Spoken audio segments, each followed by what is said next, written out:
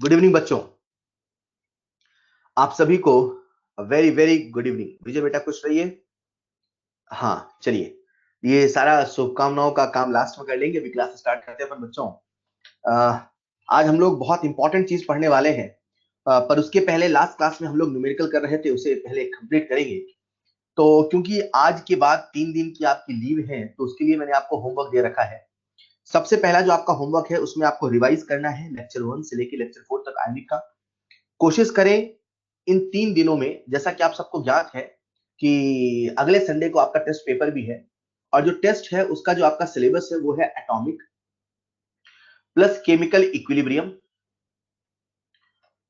Plus ionic equilibrium, है ना। ये 3 चैप्टर जो कि आपका टेस्ट का सिलेबस है। तो कोशिश करें ये जो आपको 3 दिन की लीव मिली है उसमें एटॉमिक और केमिकल का सारा काम निपटा लें। जो मैंने होमवर्क दिया उसमें ऑलरेडी इंक्लूडेड है।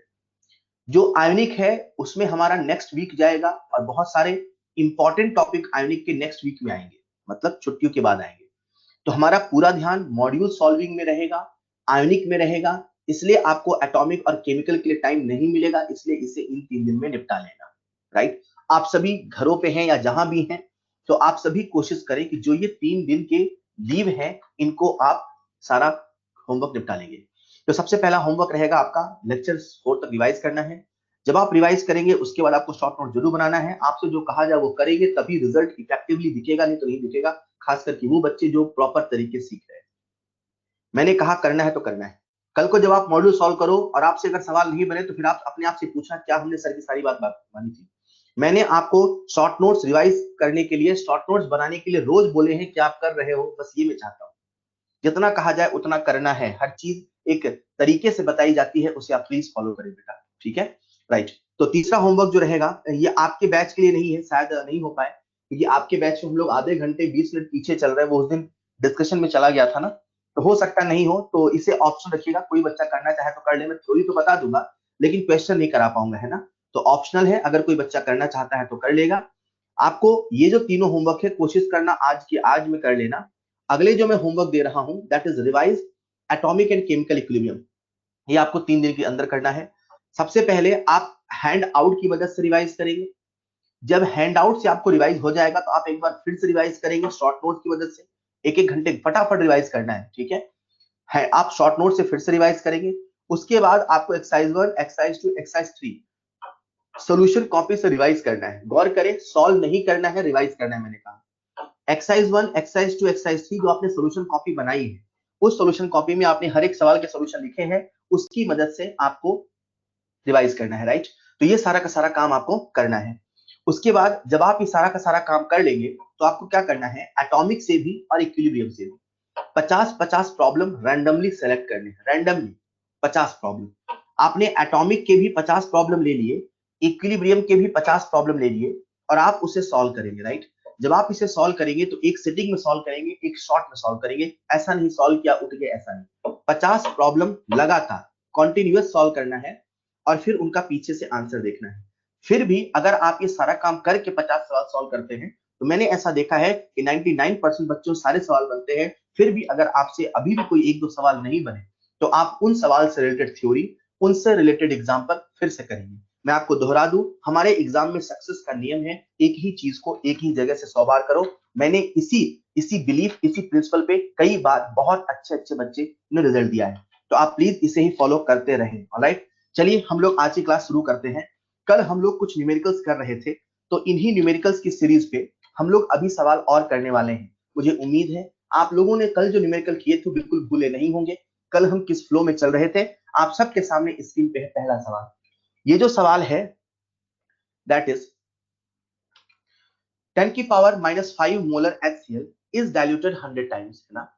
पहले हमारे पास HCl है, उसकी कंसंट्रेशन है 10 की पावर -5 मोलर, उसे हमने डाइल्यूट कर दिया 100 टाइम्स। 100 टाइम डाइल्यूट करने का मतलब है कि उसका जो वॉल्यूम है 100 गुना बढ़ा दिया। हमें सॉल्यूशन का पीएच बताना है। जिन बच्चों से बन जाए, अटेम्प्ट करना चाहे तो करे, बाकी सभी लोग कोशिश करें, सुने, मैं समझा रहा हूं। मैं इस सवाल को सॉल्व कर रहा हूं, मैं चीजों को रिपीट नहीं करूंगा बेटा, आपको ध्यान से सुनना है। मैंने कहा आपको सुनना है तो सुनना है, लिसन केयरफुली। सबसे पहले जो HCl है उसकी कंसंट्रेशन हमें दे रखी है, उसका C हमें दे रखा है 10 की पावर -5 मोलर। जिसे आप नॉर्मेलिटी मान सकते हैं, क्योंकि HCl का जो n फैक्टर होता है वो 1 होता है, राइट। इसका जो कंसंट्रेशन है वो है 10⁻⁵ मोलर। आप सभी जानते हैं, यहाँ पे मोलर बोलो नॉर्मल बोलो बात बराबर है।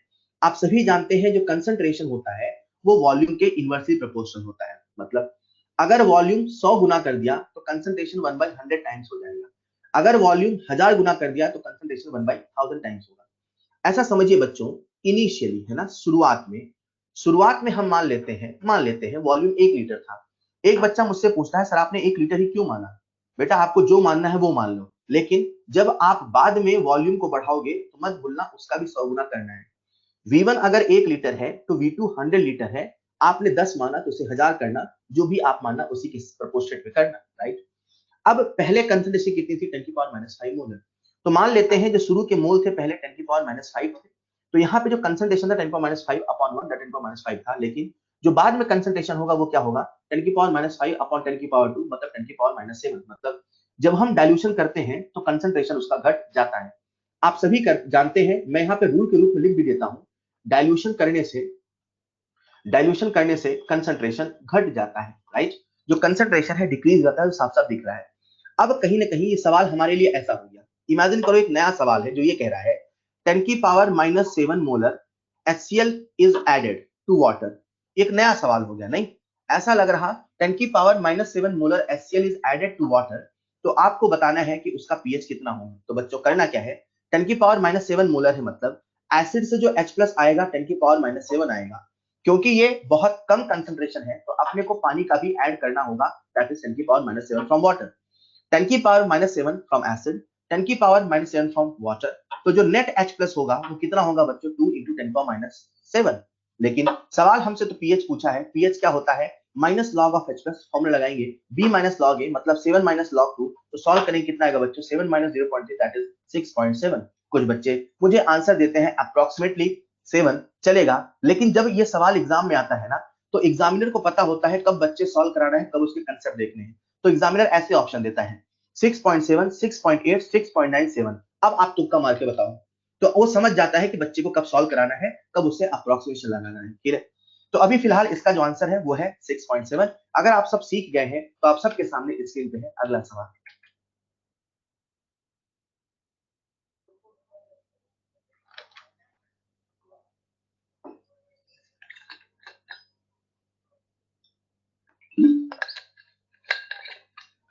Acid plus acid plus acid, तीनों ही एसिड हैं।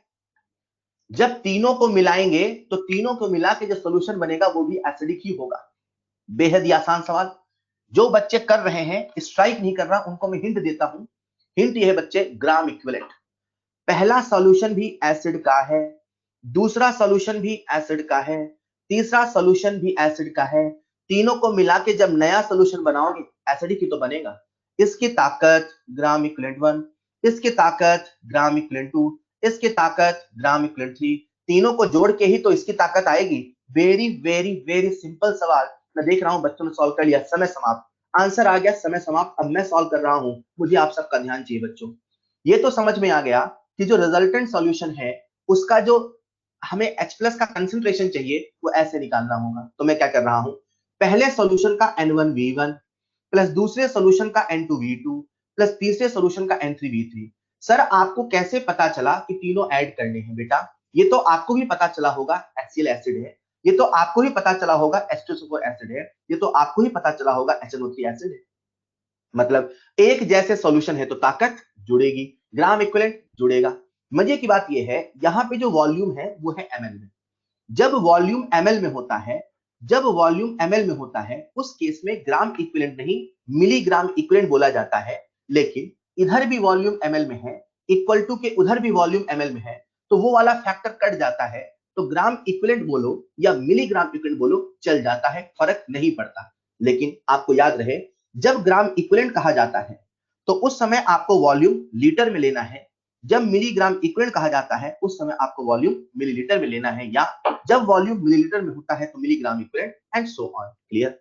इसकी मदद से हम लोग यहां से रिजल्टेंट सॉल्यूशन का नॉर्मेलिटी निकालते हैं। तो 1/10 × 200 प्लस, ये नॉर्मेलिटी है, यहां एन फैक्टर मल्टीप्लाई करने की आवश्यकता नहीं है, मोलैरिटी नहीं है, ये नॉर्मेलिटी है बच्चे। 1/25 into 500 plus 1/10 into 300 upon 500 plus 300 plus 200, 5 3 8 2 10 कितना आता है? आप इसको ऐड करते हैं। जब आपने इसको ऐड किया तो जो टोटल वॉल्यूम आता है बच्चों 500 plus 200 700 plus 300 बोले तो 1000, ठीक है।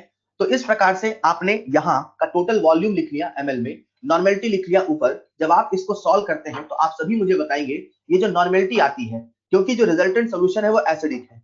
एसिडिक है मतलब इसकी जो नॉर्मेलिटी है वही कंसंट्रेशन ऑफ H+ है। मतलब यहाँ से जो आप सॉल्व करते हैं तो यहीं से कंसंट्रेशन ऑफ H+ आता है। मुझे आप में से कोई एक बच्चा सॉल्व करके बताएगा यहाँ से कंसंट्रेशन ऑफ H+, यहाँ से नॉर्मेलिटी कितनी आती है। What will be the normality from here? सही है बच्चे सुमन सुधांशु बिल्कुल सही जवाब है। यहाँ से नॉर्मेलिटी आती है 0.07, राइट। लेकिन सवाल हमसे H+ नहीं पूछा, हमसे pH पूछा है। तो सवाल में दम कहाँ रह गया? pH बराबर minus log of H+।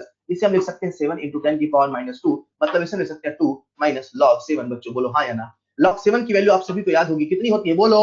0.84। Solve करें कितना आएगा? 1.16। तो द करेक्ट आंसर इज 1.15 1.86 चलेगा। Is this clear? ये जो सवाल था इसमें आपसे पीएच पूछा था, वेरी वेरी सिंपल सवाल। अगर आप सब समझ गए हैं तो अगला सवाल आप सबके सामने स्क्रीन पर है। 30 सेकंड है, मुझे सही आंसर चाहिए। आप सबके सामने पूरे 30 सेकंड है, सही आंसर चाहिए।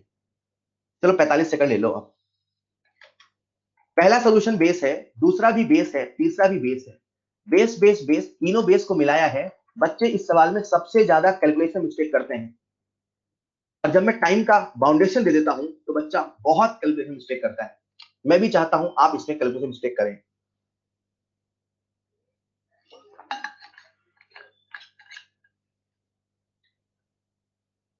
जब बन जाएगा तो मैं सिखाऊंगा कैसे। गलती करोगे तभी तो सिखाऊंगा, तो पहले गलती करो, और मैं चाहता हूं गलती करो। अभिषेक बेटा ध्यान से सुनिए, फोकस को बढ़ाएं बेटा।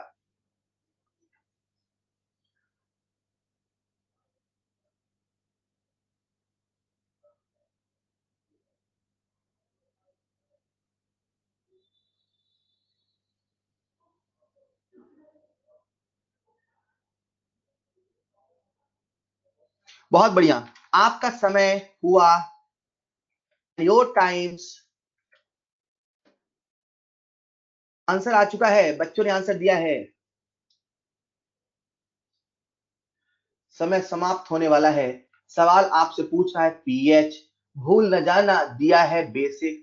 उससे आएगा OH माइनस आयन, उससे आएगा पीओएच। सवाल पीओएच नहीं पीएच पूछा है। अरे 1.2 लीटर पानी दिया है, जोड़ना भूल न जाना, जोड़ना भूल न जाना। Times up and the correct answer is 12.3। Correct answer is 12.3। जिस बच्चे ने सबसे पहले आंसर दिया उसका नाम है अंकित शर्मा। अंकित शर्मा ने सबसे पहले आंसर दिया। वेल डन बेटा, बहुत बढ़िया। सवाल में कुछ चलेगा, कुशल मंगल चलेगा। सवाल में कुछ नहीं था, कुछ नहीं था, बस आपको कैलकुलेशन करनी थी। गलती बच्चा कहां करता है? नंबर 1, पानी के वॉल्यूम को नहीं जोड़ता है। बच्चे, पहला सोल्यूशन बेस का है, दूसरा भी सोल्यूशन बेस का है, तीसरा भी सोल्यूशन बेस का है। बेस बेस बेस मिलाओगे तो जो रिजल्टेंट सोल्यूशन बनेगा बेसी की तो मिलेगा।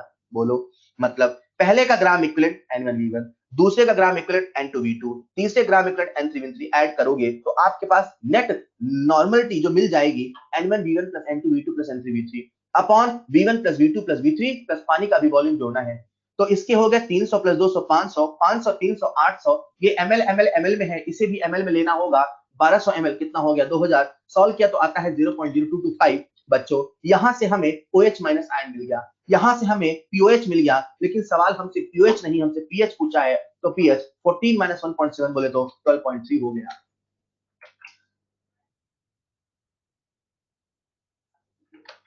बेटा नॉर्मेलिटी दिया है, आदित्य नॉर्मेलिटी दिया है। नॉर्मेलिटी में फैक्टर मल्टीप्लाई नहीं करते, जब मोलैरिटी से नॉर्मेलिटी निकालते हैं तब एन फैक्टर मल्टीप्लाई करते हैं। लल्ला, वो नॉर्मेलिटी दे रखा है तो ऑलरेडी एन फैक्टर वगैरह सब मल्टीप्लाई करके दिया है ना आदित्य, क्यों मल्टीप्लाई करेंगे? अगर आप सब सीख गए तो आप सबके सामने स्क्रीन पे है अगला सवाल। अगला सवाल बढ़िया सवाल है, ये मैं सिखाता हूं, फिर मैं 2 सवाल आपसे पूछूंगा, आपका ध्यान चाहिए। 100 ml of each solution having pH equal to 2 and pH equal to 4। यहां पर 2 तरह के सवाल आते हैं, एक आता है एसिडिक सॉल्यूशन का, एक आता है बेसिक सॉल्यूशन का। क्लियर? जब एसिडिक सॉल्यूशन का सवाल आए, जब कभी सवाल में टेम्परेचर नहीं बोला होता, हम लोग उसे 25 डिग्री सेल्सियस मान के चलते हैं, ऐसा हमेशा करते हैं। अगर कभी सवाल एसिडिक सॉल्यूशन बोला है तो आप उसमें H+ लेके चलेंगे, अगर कभी सवाल बेसिक सॉल्यूशन बोला है तो आप उसमें OH- लेके चलेंगे। कैलकुलेशन एरर को अवॉइड करने के लिए ऐसा हम करते हैं। तो आपको मैं सजेशन दे रहा हूं, सलाह दे रहा हूं, अगर नहीं मानोगे तो कैलकुलेटर से सही आंसर आएगा, जिस तरीके से आप करते हो उससे नहीं आएगा, जिस तरीके से आपको सिखाया गया उससे नहीं आएगा, राइट।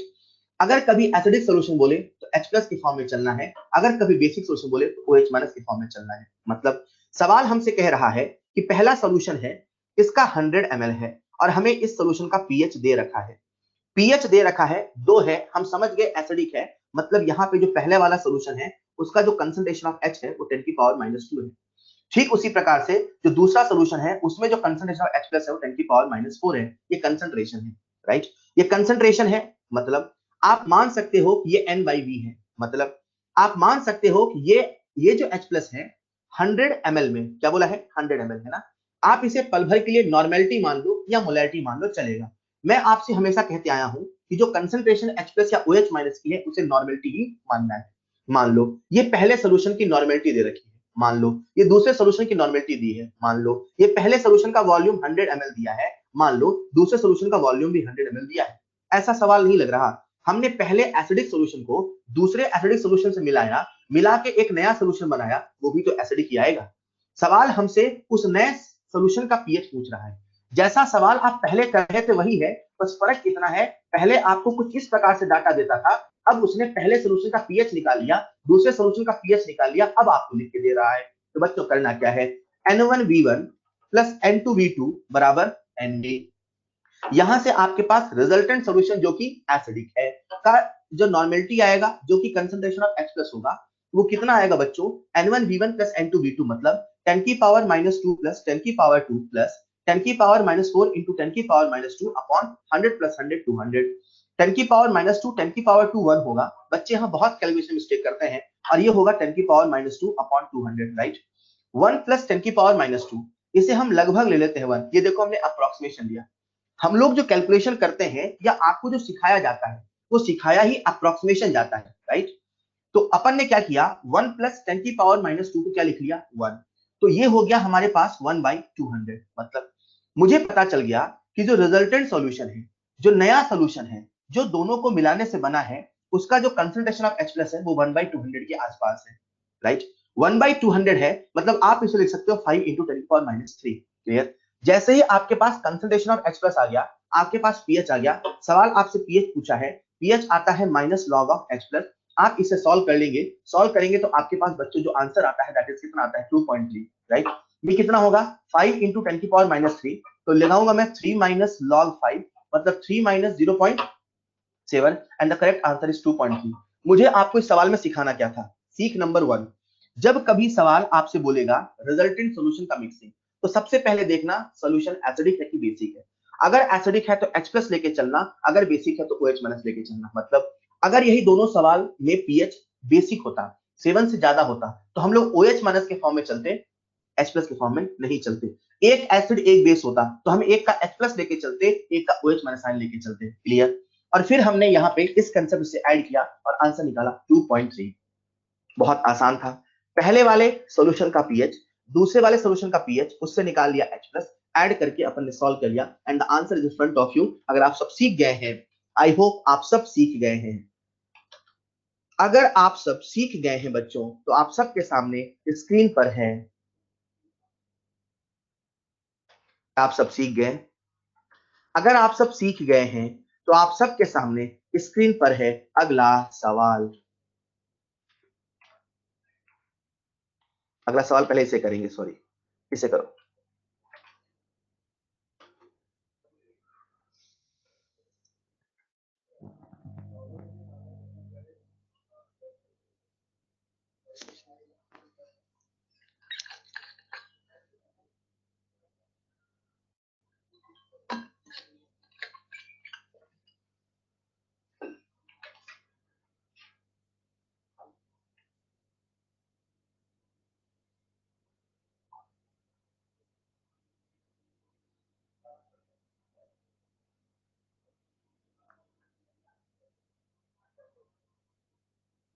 चलिए टाइम्स अप, मैं सॉल्व कर रहा हूं।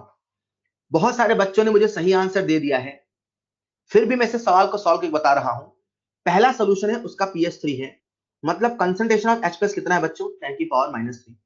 दूसरा सोल्यूशन है उसका pH 11 है, जैसे pH 11 है आप समझ गए ये सोल्यूशन बेसिक है। अगर सोल्यूशन बेसिक है तो मैंने आपसे कहा बेटा आप OH- लेके चलना, मतलब ये हो गया 10 की पावर 1 मिनट। pH 11 है मतलब आप समझ गए इसका pOH कितना है, 3।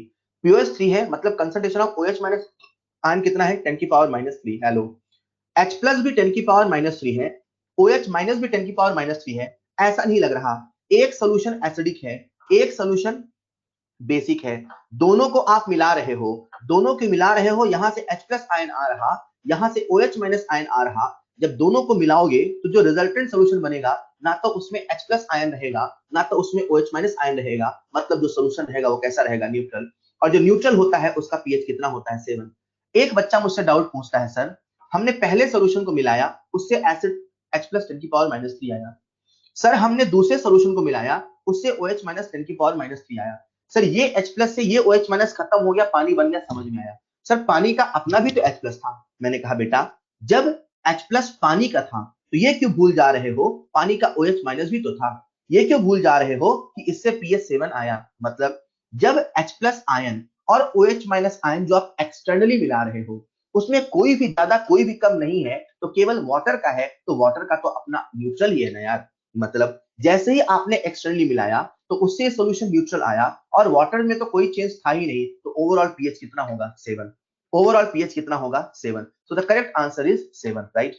अब अगर कोई बच्चा इसे ऐसे सॉल्व करे, कैसे करे, सर pH दे रखा है 3, तो वो कहता है कंसंट्रेशन ऑफ H+ बराबर 10 की पावर -3। सर pH दे रखा है 11, मतलब कंसंट्रेशन ऑफ H+ बराबर 10 की पावर -11। तो जब आप ऐड करते हो 10 की पावर -3 प्लस 10 की पावर -11, आप यहीं पे गड़बड़ कर देते हो, इसे नेगलेक्ट करते हो।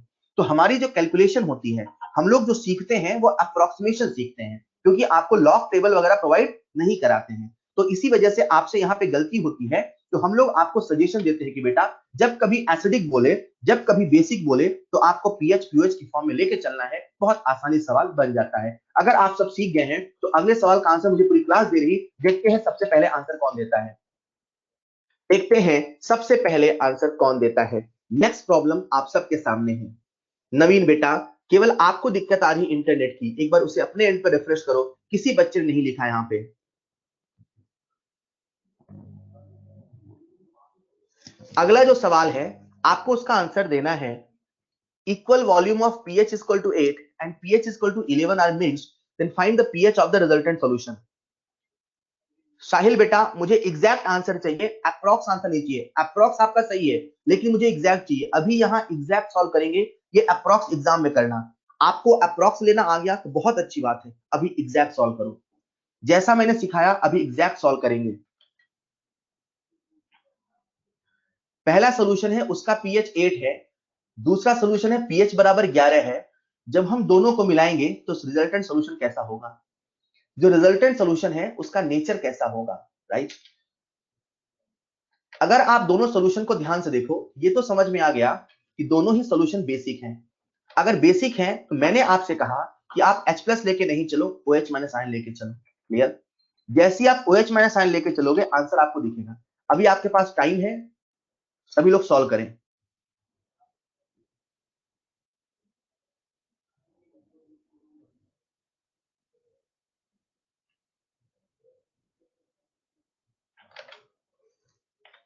And the correct answer is 10.7। आप सबके सामने सॉल्यूशन है।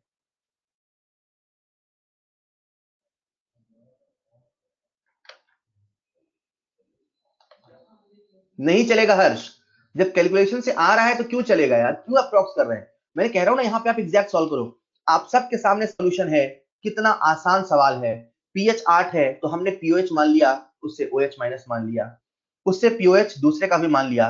अब हमने OH- साइन को ऐड किया और फिर वहां से pOH निकाला, फिर वहां से pH निकाला। And the correct answer is 10.7।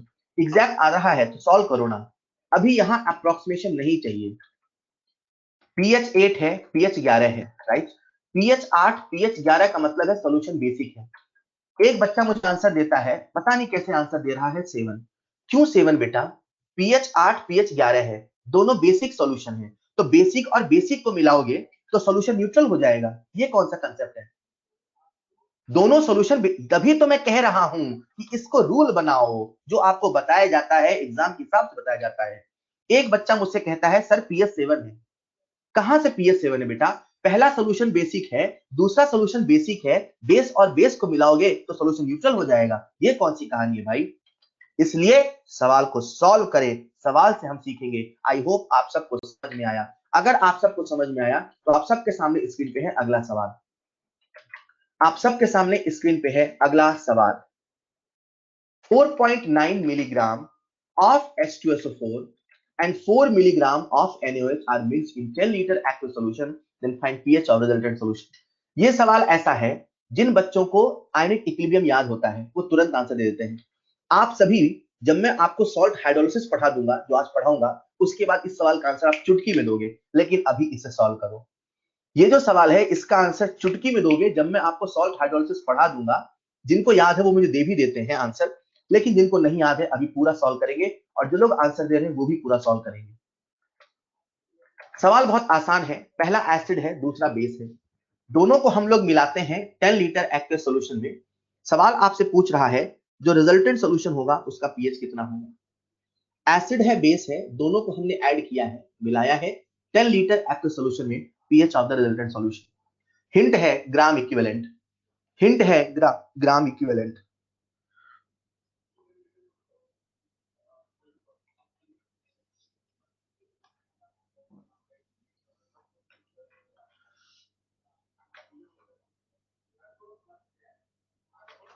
चलिए समय समाप्त, समय समाप्त। मैं सॉल्व कर रहा हूं, ध्यान चाहिए। जिनसे बन गया अच्छी बात, जिनसे नहीं बना बेटा सुनिएगा। हम यहां सीख रहे हैं, जब सीख जाओ तो मॉड्यूल के सवाल लाइन से करो, सीखिएगा। देखो बच्चों, पहला हमारे सामने जो सॉल्यूशन है वो एक एसिड है, H2SO4 है, राइट। दूसरा जो सॉल्यूशन है बच्चों वो NaOH है, जो कि बेस है। क्लियर? इस बार हमने एसिड और बेस को मिलाया है। एक स्ट्रॉन्ग एसिड है, दूसरा स्ट्रॉन्ग बेस है। स्ट्रॉन्ग एसिड स्ट्रॉन्ग बेस को जब हम मिलाते हैं उससे जो सॉल्ट बनता है, स्ट्रॉन्ग एसिड स्ट्रॉन्ग बेस को जब हम मिलाते हैं उससे जो सॉल्ट बनता है, उससे पीएच में कोई चेंज नहीं आता, उसका पीएच 7 होता है। तो हमें यह सोचना है यार, जब हमने एसिड और बेस को मिलाया है तो कहीं ऐसा तो नहीं एसिड का ग्राम इक्विवेलेंट ज्यादा। क्यों? क्योंकि अगर एसिड का ग्राम इक्विवेलेंट ज्यादा होगा तो जो रिजल्टेंट सॉल्यूशन बनेगा उसका पीएच कम होगा। कहीं ऐसा तो नहीं बेस का ग्राम इक्विवेलेंट ज्यादा, अगर बेस का ग्राम इक्विवेलेंट ज्यादा होगा तो सॉल्यूशन बेसिक होगा, right. So what we have to do first, we have to calculate gram equivalent in both the cases, right? So let's calculate gram equivalent for the first solution and for the second solution. बच्चों, आप सभी जानते हैं जो gram equivalent होता है उसका formula होता है number of mole into N factor. कई सारे फॉर्मूले हैं, आप सबको मैं याद दिला दूं। Gram equivalent equal to weight upon equivalent weight बराबर number of mole into N factor. पहले वाले का नंबर ऑफ मोल निकालते हैं, वेट इन ग्राम्स, भूलना नहीं ये मिलीग्राम दे रखा है। तो 4.9 इंटू 10 की power 3 upon 98 into N factor 2। इसे हम सिंप्लीफाई करेंगे बच्चों तो ग्राम इक्विवेलेंट आता है 10 की power -4, right. In the same way दूसरे वाले केस में हम ग्राम इक्विवेलेंट निकालते हैं तो weight in grams that is 4 into 10 की power -3 upon molecular weight that is 40। ये आ गया हमारे पास number of moles into N factor 1। जब आप इसे सॉल्व करते हैं बच्चों तो फिर आपके पास वही आता है, कितना? 10 की पावर -4। मतलब एसिड का ग्राम इक्विवेलेंट बेस की ग्राम इक्विवेलेंट के बराबर है। Gram equivalent of acid is equal to gram equivalent of base, और ये जो सॉल्ट बना वो स्ट्रॉन्ग एसिड स्ट्रॉन्ग बेस से बना, तो हम लोग कहेंगे ये जो सॉल्यूशन है वो न्यूट्रल है। एक बच्चा बड़े ध्यान से सुन रहा था, उसने मुझसे कहा सर एसिड का ग्राम इक्विवेलेंट बेस के ग्राम इक्विवेलेंट के बराबर है। सर जब एसिड का ग्राम इक्विवेलेंट बेस के ग्राम इक्विवेलेंट के बराबर है तो आपने कहा सॉल्यूशन न्यूट्रल होगा, और इसका रीजन आपने ये दिया कि उससे जो सॉल्ट बन रहा है, सॉल्ट से पीएच में चेंज नहीं आ रहा है। तो उस बच्चे ने मुझसे ये पूछा कि सर क्या मैं ये कंक्लूजन निकाल लूं कि जब जब सॉल्ट बनता है तब तब पीएच 7 होता है? मैंने कहा नहीं बेटा, मैंने ये नहीं बोला। बच्चे ने मुझसे पूछा कि सर क्या मैं ये कंक्लूजन निकाल लूं, क्या मैं ये कंक्लूजन निकाल लूं कि जब जब सॉल्ट बनता है तब तब पीएच 7 होता है? मैंने कहा नहीं बेटा, मैंने ये नहीं बोला।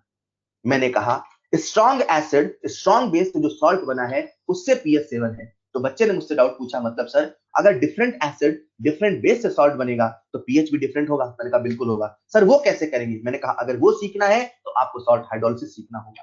बोले सर हम सीखना चाहते हैं सॉल्ट हाइड्रोलिसिस। अगर आप सॉल्ट हाइड्रोलिसिस सीखना चाहते हैं बच्चों तो सबसे पहले आपको मैं दो कंसेप्ट बताऊंगा।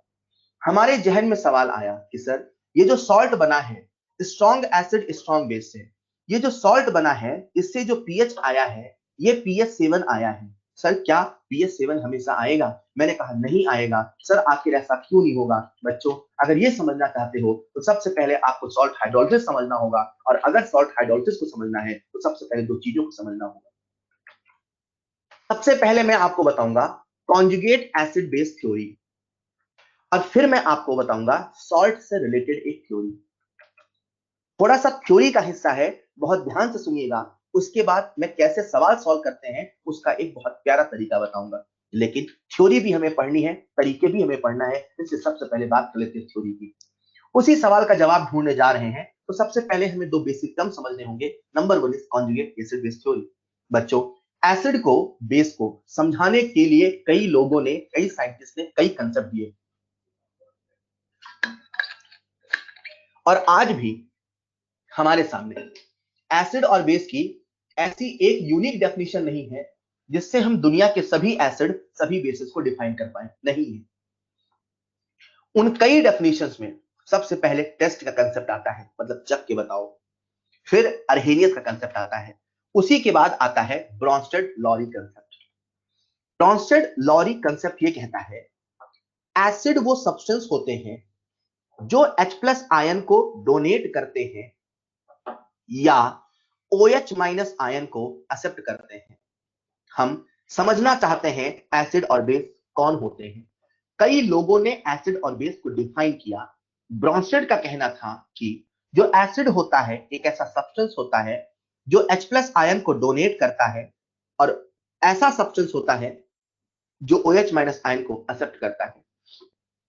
ठीक उसी प्रकार से बेस एक ऐसा सब्सटेंस होता है जो OH- आयन को लूज करता है, डोनेट करता है, और H+ आयन को एक्सेप्ट करता है। मतलब उन्होंने दुनिया के सभी एसिड और बेस को H+ OH- के फॉर्म में डिवाइड कर दिया।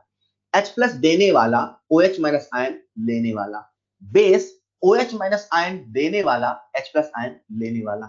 एसिड H+ को देता है, बेस H+ को लेता है। बेस OH- को देता है, एसिड OH- को लेता है। उन्होंने कहा जब कभी कोई एसिड होता है तो उस एसिड का एक कॉन्जुगेट होता है। हमने उनसे पूछा ब्रॉन्स्टेड साहब से, सर ये कॉन्जुगेट क्या होता है? बोले मान लो हमारे पास एक एसिड है CH3COH। मैंने कहा ठीक है, ये जो एसिड है H+ आयन को डोनेट करेगा। मैंने कहा क्यों करेगा? बोले क्योंकि एसिड है। एसिड है तो इसकी खूबी है, इसकी खासियत है H+ आयन को डोनेट करने की। ये H+ आयन को डोनेट करेगा। जैसे ही एसिटिक एसिड को आप सभी पानी में मिलाओगे, ऑब्वियसली एसिटिक एसिड पानी में मिलाने पे ही आयंस में टूटेगा। हमने आपको इलेक्ट्रोलाइट में पहले ही बता दिया था कि electrolyte are the substances which conduct electricity in molten or in aqueous state because they dissociate into their ions।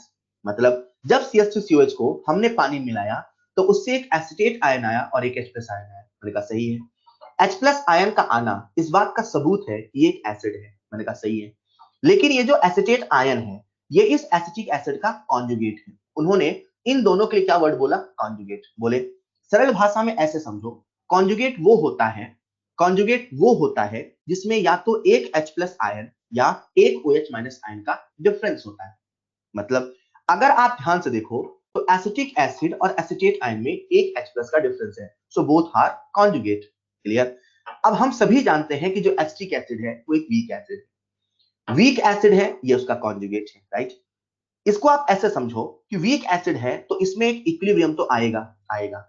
Equilibrium आएगा मतलब forward direction, backward direction equal होगा। लेकिन जब ये रिएक्शन की शुरुआत हुई होगी, जब पहली बार ये रिएक्शन चली होगी, तो एसिटिक एसिड का जो H+ देने का टेंडेंसी है वो कम रहा होगा। क्यों? क्योंकि वीक एसिड है। एसिटिक एसिड एक स्ट्रॉन्ग एसिड नहीं है, मतलब जितना एसिटिक एसिड लोगे सारा H+ में नहीं कन्वर्ट होगा। मतलब आप इसे ऐसा समझो कि एसिटिक एसिड एसिटेट आयन कम बनाना चाहता है। आप इसे ऐसा समझो कि एसिटिक एसिड H+ आयन कम देना चाहता है। आप इसे ऐसा समझो कि जो फॉरवर्ड डायरेक्शन का रेट है वो कम है, फॉरवर्ड डायरेक्शन में जाने की टेंडेंसी कम है। इस रिएक्शन में जो रिएक्टेंट है कहीं ज्यादा स्टेबल है। लेकिन जब हम इस रिएक्शन को उल्टी डायरेक्शन से देखते हैं, CH3CO- जो कि उसका कॉन्जुगेट है, प्लस H+, इससे क्या बन रहा है? सर इससे बन रहा है CH3COH, राइट? तो जब हम इसको उल्टी डायरेक्शन से देखते हैं तो हमें यह समझ में आता है कि यार उल्टी डायरेक्शन से एसिटेट आयन तो H+ एक्सेप्ट कर रहा है, इधर से एसिटिक एसिड H+ रिलीज कर रहा, मतलब एसिटिक एसिड एक एसिड है।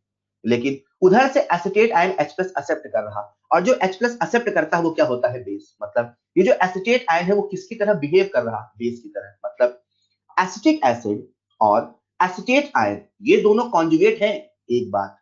ये एसिड है तो उसका कॉन्जुगेट बेस होगा, दूसरी बात। इधर से H प्लस दिया है तो उधर से H प्लस एक्सेप्ट कर रहा, ऐसा भी तो सोच सकते हैं, सही बात। मतलब इधर से वो H प्लस दे रहा तो एसिड है, उधर से H प्लस ले रहा तो बेस है। इधर से जाने की टेंडेंसी कम है, इसे मैं रिएक्शन नंबर 1 बोल देता हूं। लेफ्ट टू राइट जाने की टेंडेंसी कम है क्योंकि एसिड वीक है, तो इसे ऐसा भी तो बोलो कि राइट से लेफ्ट, मतलब जो रिएक्शन नंबर 2 है उधर जाने की टेंडेंसी ज्यादा है। मतलब एसिटेट आयन नहीं बनना चाहेगा, या ऐसा सोचो कि जो एसिटेट आयन है वो H प्लस को एक्सेप्ट करके तुरंत बैकवर्ड डायरेक्शन में जाना चाहेगा। ऐसा सोचो कि रिएक्टेंट ज्यादा स्टेबल है, मतलब रिएक्टेंट ही बनना चाहेगा। तो जब हम ये बोल सकते हैं तो ये भी तो बोल सकते हैं सर, एसिटिक एसिड का H प्लस लूज करने का टेंडेंसी कम है, लेकिन एसिटेट आयन का H प्लस एक्सेप्ट करने का टेंडेंसी ज्यादा है। मतलब वो एसिड तो वीक है, पर उसका जो कॉन्जुगेट है जो कि एक बेस है, H प्लस एक्सेप्ट की टेंडेंसी ज्यादा है, सर वो स्ट्रॉन्ग बेस है।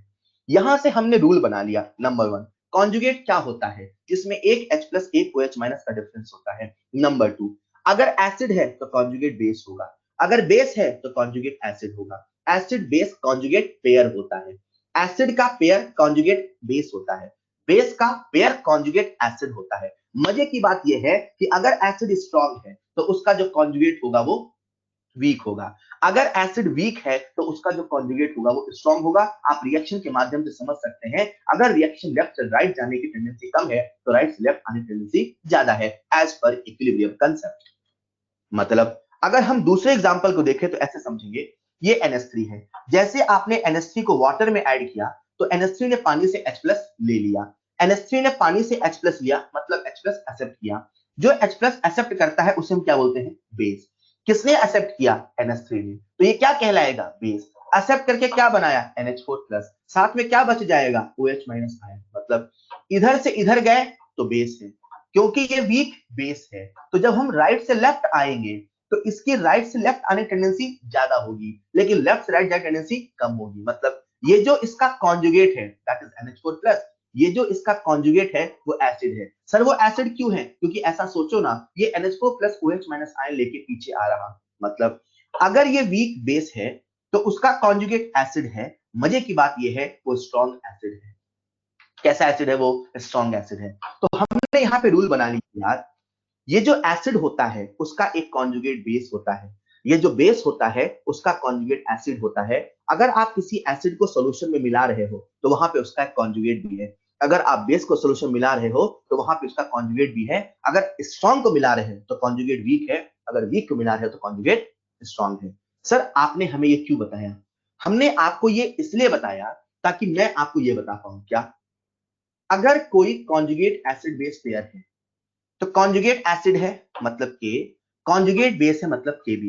हेलो, दुनिया के किसी एसिड किसी बेस की बात नहीं हो रही, दुनिया के किसी एक एसिड के कॉन्जुगेट एसिड बेस पेयर की बात हो रही, या दुनिया के किसी एक बेस के कॉन्जुगेट एसिड बेस पेयर की बात हो रही।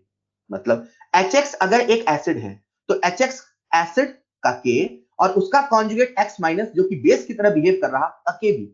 मैंने आपको कॉन्जुगेट एसिड बेस पेयर इसलिए बताया ताकि आपको मैं के और के बी बता पाऊं। ये जो के और के बी है बच्चों, एक मजे की बात ये है, जब आप के और के बी को मल्टीप्लाई करते हो, राइट, जब आप के और के बी को मल्टीप्लाई करते हो तो जो के और के बी है इन दोनों का जो प्रोडक्ट है वो concentration of H plus into concentration of OH minus के बराबर आता है। अगर आप ध्यान से देखो तो आप सबको KW बताया था, जो KW होता है वो concentration of H plus into concentration of OH minus ही तो होता है। ऐसा नहीं लग रहा जो के और के बी का प्रोडक्ट है वो KW के बराबर है। मेरा कहने का मतलब है, आज तक आपको याद था, आज तक आपको याद था कि concentration of H plus into concentration of OH minus KW होता है।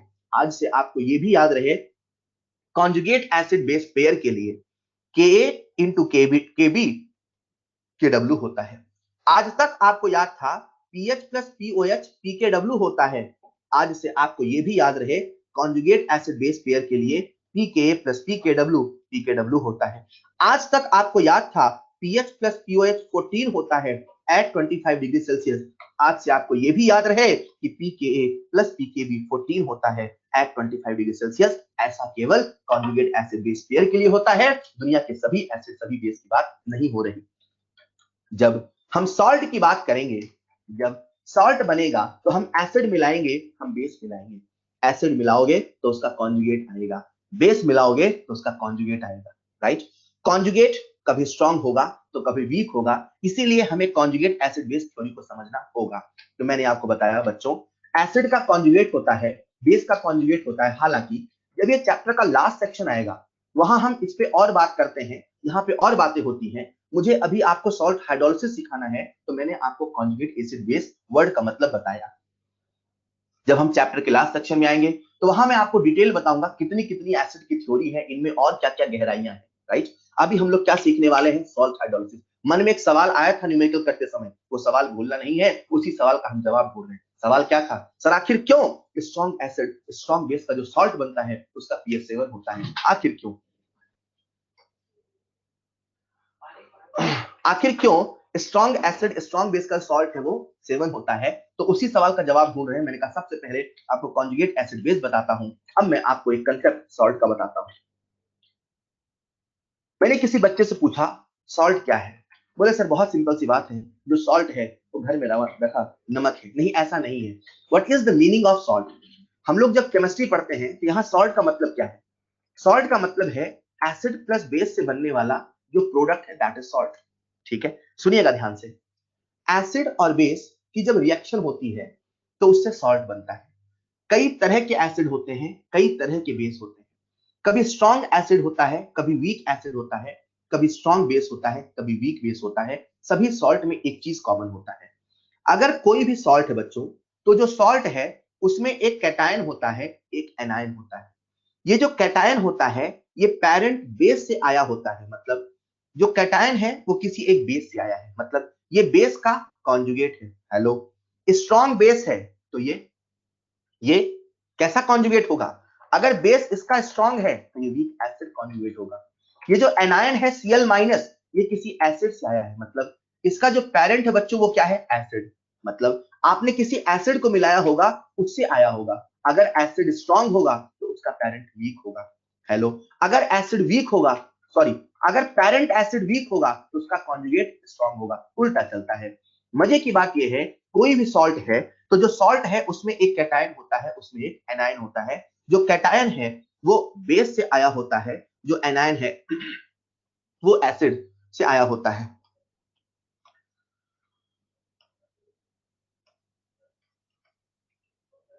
जो एनायन है वो एसिड से आया होता है।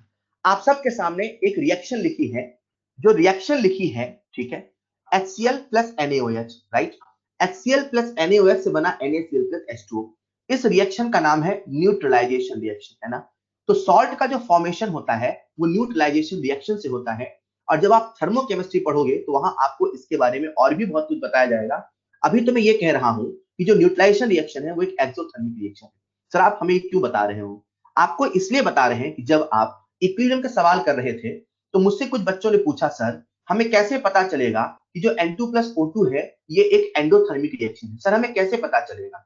सर हमें कैसे पता चलेगा कि N2 प्लस 3H2 जो अमोनिया बन रहा ये हैबर प्रोसेस एक्सो है? सर हमें कैसे पता चलेगा? बेटा हमें अंदर की आवाज से पता नहीं चलता, हमें पढ़ते पढ़ते पता चलता है।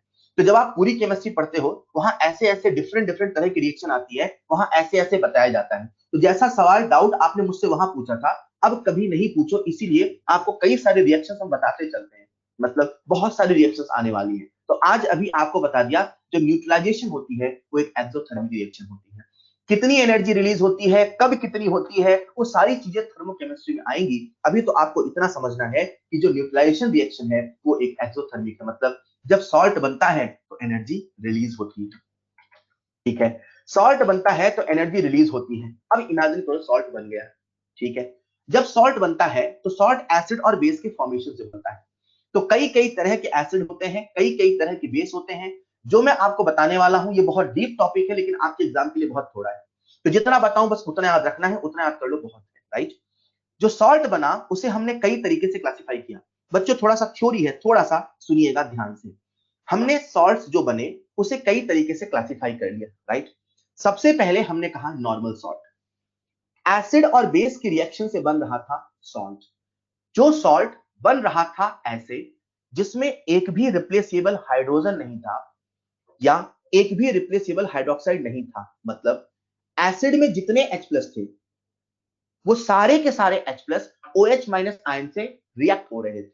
मतलब ना तो एसिड का H+ बच रहा था, ना तो बेस का OH- आयन बच रहा था। मतलब जो सॉल्ट बन रहा था उसमें ना तो रिप्लेसेबल हाइड्रोजन था और रिएक्ट करने के लिए, ना तो रिप्लेसेबल हाइड्रोक्साइड आयन था और रिएक्ट करने के लिए। हमने कहा नॉर्मल सॉल्ट और जनरल सॉल्ट, उसे हमने कहा नॉर्मल सॉल्ट और जनरल सॉल्ट। ये ऐसे सॉल्ट होते हैं जिनमें रिप्लेसेबल हाइड्रोजन या हाइड्रोक्साइड नहीं होता है। रिप्लेसेबल हाइड्रोजन या हाइड्रोक्साइड नहीं होता है। रिप्लेसेबल हाइड्रोजन या हाइड्रोक्साइड नहीं होता है। रिप्लेसेबल सर हाइड्रोजन है तो सही। बच्चे, हाथी के दांत दिखाने के कुछ और, खाने के कुछ और। आप सबको मैंने बताया था जो H3PO4 होता है उसका एन फैक्टर 3 होता है। आप सबको मैंने बताया था जो H3PO3 होता है उसका एन फैक्टर 2 होता है। आप सबको मैंने बताया था जो H3PO2 होता है उसका एन फैक्टर 1 होता है। जितने हाइड्रोजन दिख रहे हैं सारे के सारे लूज नहीं होते हैं, मतलब एक्चुअल में ये H3PO3 है, राइट। तो H3PO3, ठीक है, H3PO3 है। H3PO3 मतलब सेकंड वाला, इसका एन फैक्टर कितना है 2, मतलब इसमें से कितने हाइड्रोजन रिप्लेस होंगे 2, मतलब इसमें से कितने हाइड्रोजन गए हैं 2, मतलब हम लोग इसे कहेंगे Na2HPO3 को हम लोग क्या कहेंगे, हम लोग नॉर्मल सॉल्ट ही कहेंगे, राइट। क्योंकि हाइड्रोजन दिख तो रहा है पर ये रिएक्शन करने नहीं जाएगा। जितना रिएक्शन करने जाने वाला था उतना रिएक्शन हो चुका। कितने हाइड्रोजन रिप्लेस हो सकते थे 2, तो सारे चले गए। This is an normal salt, this is a general salt, right. In the same way NaH2PO2, मतलब ये क्या रहा होगा H3PO2, इसमें से कितने हाइड्रोजन निकल सकते हैं, एक। कितने निकले हैं, एक। कितने बचे हैं, दो। तो सर वो जा ही नहीं सकते, they can not participate in the reaction, right. ऐसा इस प्रकार के सॉल्ट को हम लोग कहते हैं नॉर्मल सॉल्ट और general salt. In the same way ऐसा भी तो हो सकता है सर कि जो हाइड्रोजन आज ये नहीं जा रहा कल को रिएक्शन में कुछ में चला जाए, बिल्कुल हो सकता है। अगर कभी किसी सॉल्ट में, अगर कभी किसी सॉल्ट में, राइट, अगर कभी किसी सॉल्ट में, देखिएगा ध्यान से, NaHCO3, अगर कभी किसी सॉल्ट में रिप्लेसेबल हाइड्रोजन है, राइट, अगर किसी सॉल्ट में रिप्लेसेबल हाइड्रोजन है तो हम लोग उसे कहते हैं एसिडिक सॉल्ट। सिंपल सी बात है, उसके अंदर अभी एसिडिक हाइड्रोजन है, वो बेस से रिएक्शन कर सकता है। जैसे ये बना है NaHCO3, तो HCO3 मतलब इसका पेरेंट एसिड क्या था, H2CO3। तो इस H2CO3 से एक ही हाइड्रोजन गया है, अभी एक और हाइड्रोजन जा सकता है, ये सॉल्ट अभी Na2CO3 बन सकता है। जब Na2CO3 बन जाएगा इसे हम लोग बोलेंगे जनरल सॉल्ट या नॉर्मल सॉल्ट। लेकिन जब सारा हाइड्रोजन नहीं गया इसे हम लोग बोलेंगे एसिडिक सॉल्ट। क्लियर। आप ध्यान से देखना बच्चों, ये भी एसिडिक सॉल्ट है, ये भी एसिडिक सॉल्ट है। बच्चा कभी कभी जल्दबाजी में Na2HPO4 और जो पहले बताया Na2HPO3 को सेम मान लेता है। बेटा ये PO3 लिखा है, यहाँ PO4 लिखा है, सेम नहीं है। H3PO4, H3PO4 का एन फैक्टर 3 होता है, मतलब कितने हाइड्रोजन जा सकते हैं, 3। कितने हैं, 3। कितने जा सकते हैं, 3। बेटा यहाँ अभी कितने गए हैं, 2। सर आपको कैसे पता चला 2? बेटा जितने हाइड्रोजन जाएंगे उतने ही तो Na आके जुड़ेगा। अरे यार NaOH है ना, एक हाइड्रोजन से एक OH, दो हाइड्रोजन से दो OH, तो कितने हाइड्रोजन जुड़े गए हैं, 2। कितने Na जुड़े हैं, 2। मतलब अभी भी इसमें एक हाइड्रोजन रिप्लेसेबल बचा है, इस वजह से हमने क्या बोला बच्चों, acidic salt, right. In the same way अगर कभी किसी सॉल्ट में OH- आयन बच जाता है उसे हम लोग बोलते हैं बेसिक सॉल्ट। उसी के साथ एक नेक्स्ट टर्म होता है डबल सॉल्ट। डबल सॉल्ट मतलब एक से ज्यादा सॉल्ट।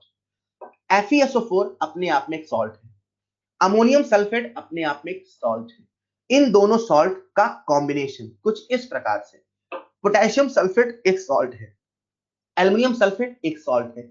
इन दोनों का सॉल्ट का कॉम्बिनेशन कुछ इस प्रकार से, इसे हम लोग बोलते हैं डबल सॉल्ट। ऐसा लिखा जाता है, डबल सॉल्ट को ऐसे लिखते हैं। डबल सॉल्ट की खास बात यह होती है कि जैसे ही आप उसे पानी में मिलाते हो ना, तो पानी में मिलाने से इसके अंदर जितने आयन हैं वो सारे के सारे आयन्स पानी में मिल जाते हैं। लेकिन वहीं पे इससे मिलता जुलता होता है एक कॉम्प्लेक्स सॉल्ट। कॉम्प्लेक्स सॉल्ट में भी कई सारे आयन होते हैं, डबल सॉल्ट में भी कई सारे आयन होते हैं। बस फर्क इतना होता है, डबल सॉल्ट को जैसे पानी मिलाते हो सारे आयंस मिल जाते हैं, कॉम्प्लेक्स सॉल्ट को जब पानी मिलाते हो तो जो ये कोऑर्डिनेशन स्फीयर है इसके बाहर वाले ही केवल आयोनाइज होते हैं। मतलब जब आप इसे वाटर में ऐड करोगे तो केवल 4K plus FeCN whole 6 4 minus मिलेगा। मतलब जो कोऑर्डिनेशन स्फीयर के अंदर है उनका आयनाइजेशन नहीं होता है। ऐसा क्यों नहीं होता, उसके लिए पूरा एक चैप्टर है आपके सिलेबस में, दैट इज कोऑर्डिनेशन कंपाउंड। मैं तो आपको बता रहा हूं बेटा सॉल्ट क्या होता है। सॉल्ट कितने प्रकार का होता है बेटा? सॉल्ट नॉर्मल होता है, एसिडिक होता है, बेसिक होता है, डबल होता है, कॉम्प्लेक्स होता है, यहां तक कि मिक्स होता है। सर मिक्स का मतलब क्या है? मिक्स का मतलब ये है बच्चों, मान लीजिए H2SO4 है। ये जो H2SO4 है इसे हम लोग बोलते हैं पॉलीबेसिक एसिड। क्या बोलते हैं? Polybasic acid. याद करो, मैंने आप सबको एक टर्म बताया था मोनोबेसिक एसिड। जो मोनोबेसिक एसिड होता है उसमें एक ही H+ आयन रिप्लेस होता है। जब एक से ज्यादा H+ आयन हो उसे हम लोग बोलते हैं पॉली। जैसे ये अभी डाई बेसिक है, डाई है मतलब एक से ज्यादा है, कॉमन टर्म है पॉलीबेसिक, आप इसे डाई भी बोल सकते हो। ये जो दूसरा वाला एसिड है दैट इज H2SO4 है ना, इसे हम लोग बोलते हैं पॉलीबेसिक एसिड। एक बच्चा मुझसे कहता है सर इसे बेसिक क्यों बोलते हैं? क्योंकि जो H+ आयन है वो रिएक्शन किससे करता है? OH- आयन से, बेस से, तो शब्द वहां से आया है। मोनोबेसिक मतलब एक बेस से रिएक्शन करेगा, डाई बेसिक दो हाइड्रोक्साइड से रिएक्शन करेगा, राइट? तो वो ऐसे नाम पड़ा है। खैर अपने को तो याद रखना है मोनोबेसिक यानी एक H+, पॉलीबेसिक मतलब एक से ज्यादा H+। H2SO4 एक पॉलीबेसिक एसिड है। इसकी रिएक्शन NaOH से कराई, कितने हाइड्रोजन जा सकते हैं? 2। अभी इस सॉल्ट में कितने गए हैं? 1। मतलब ये जो सॉल्ट है क्या नॉर्मल सॉल्ट है? नहीं।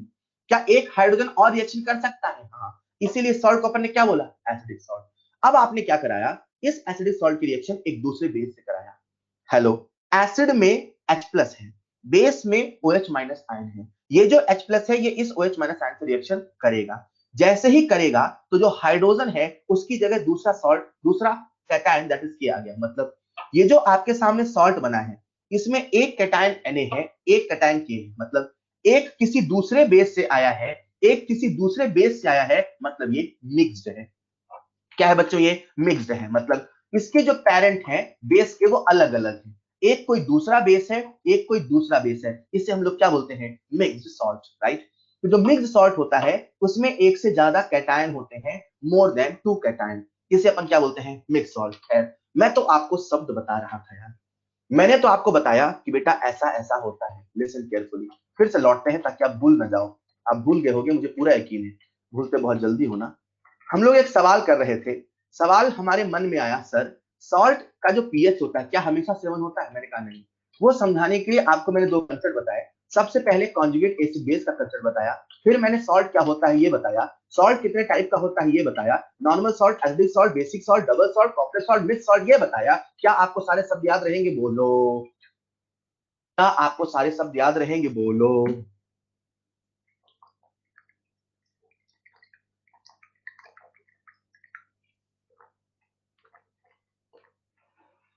एक बच्चा लिख रहा है नो, एक बच्चे लिखा है नो, कह रहे थे मुझे नहीं याद रहेंगे। ठीक है बेटा, मत याद करो, मत याद करो बेटा, कोई दिक्कत नहीं, कोई दिक्कत नहीं, कोई जबरदस्ती थोड़ी है।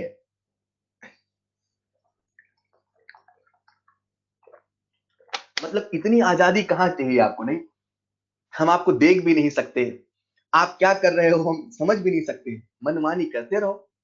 नहीं याद होगा, नहीं याद कर सकते। ऑल राइट, चलिए।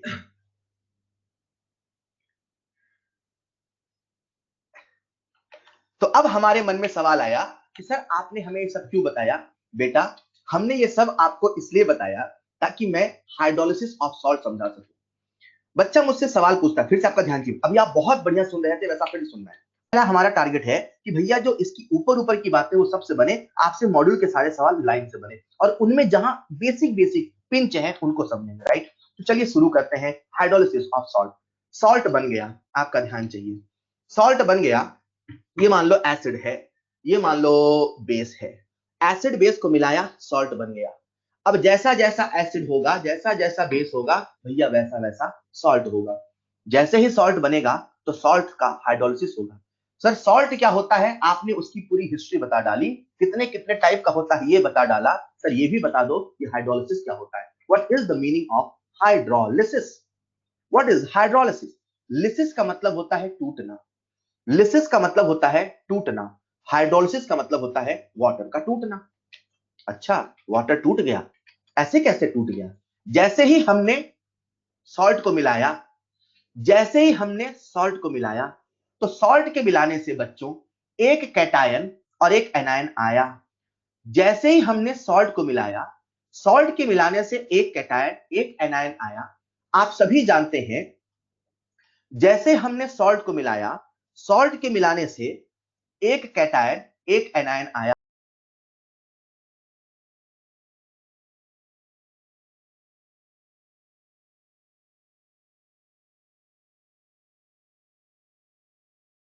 वाटर का लिसिस करते हैं, वाटर को डिसोसिएट करते हैं, वाटर को तोड़ते हैं, क्योंकि उन्हें जो आयन चाहिए वो लेते हैं। सर कैसे वाटर उनको दे देता है आयन? ऐसी क्या मजबूरी आन पड़ती दे देता है? बताता हूं। पहले तो समझो कि पानी क्यों टूटा, क्यों H प्लस और OH माइनस आयन टूट गया। हेलो, बहुत सारे बच्चे लिख रहे हैं सर नो वीडियो, नेटवर्क चला गया। क्या मेरी आवाज आ रही?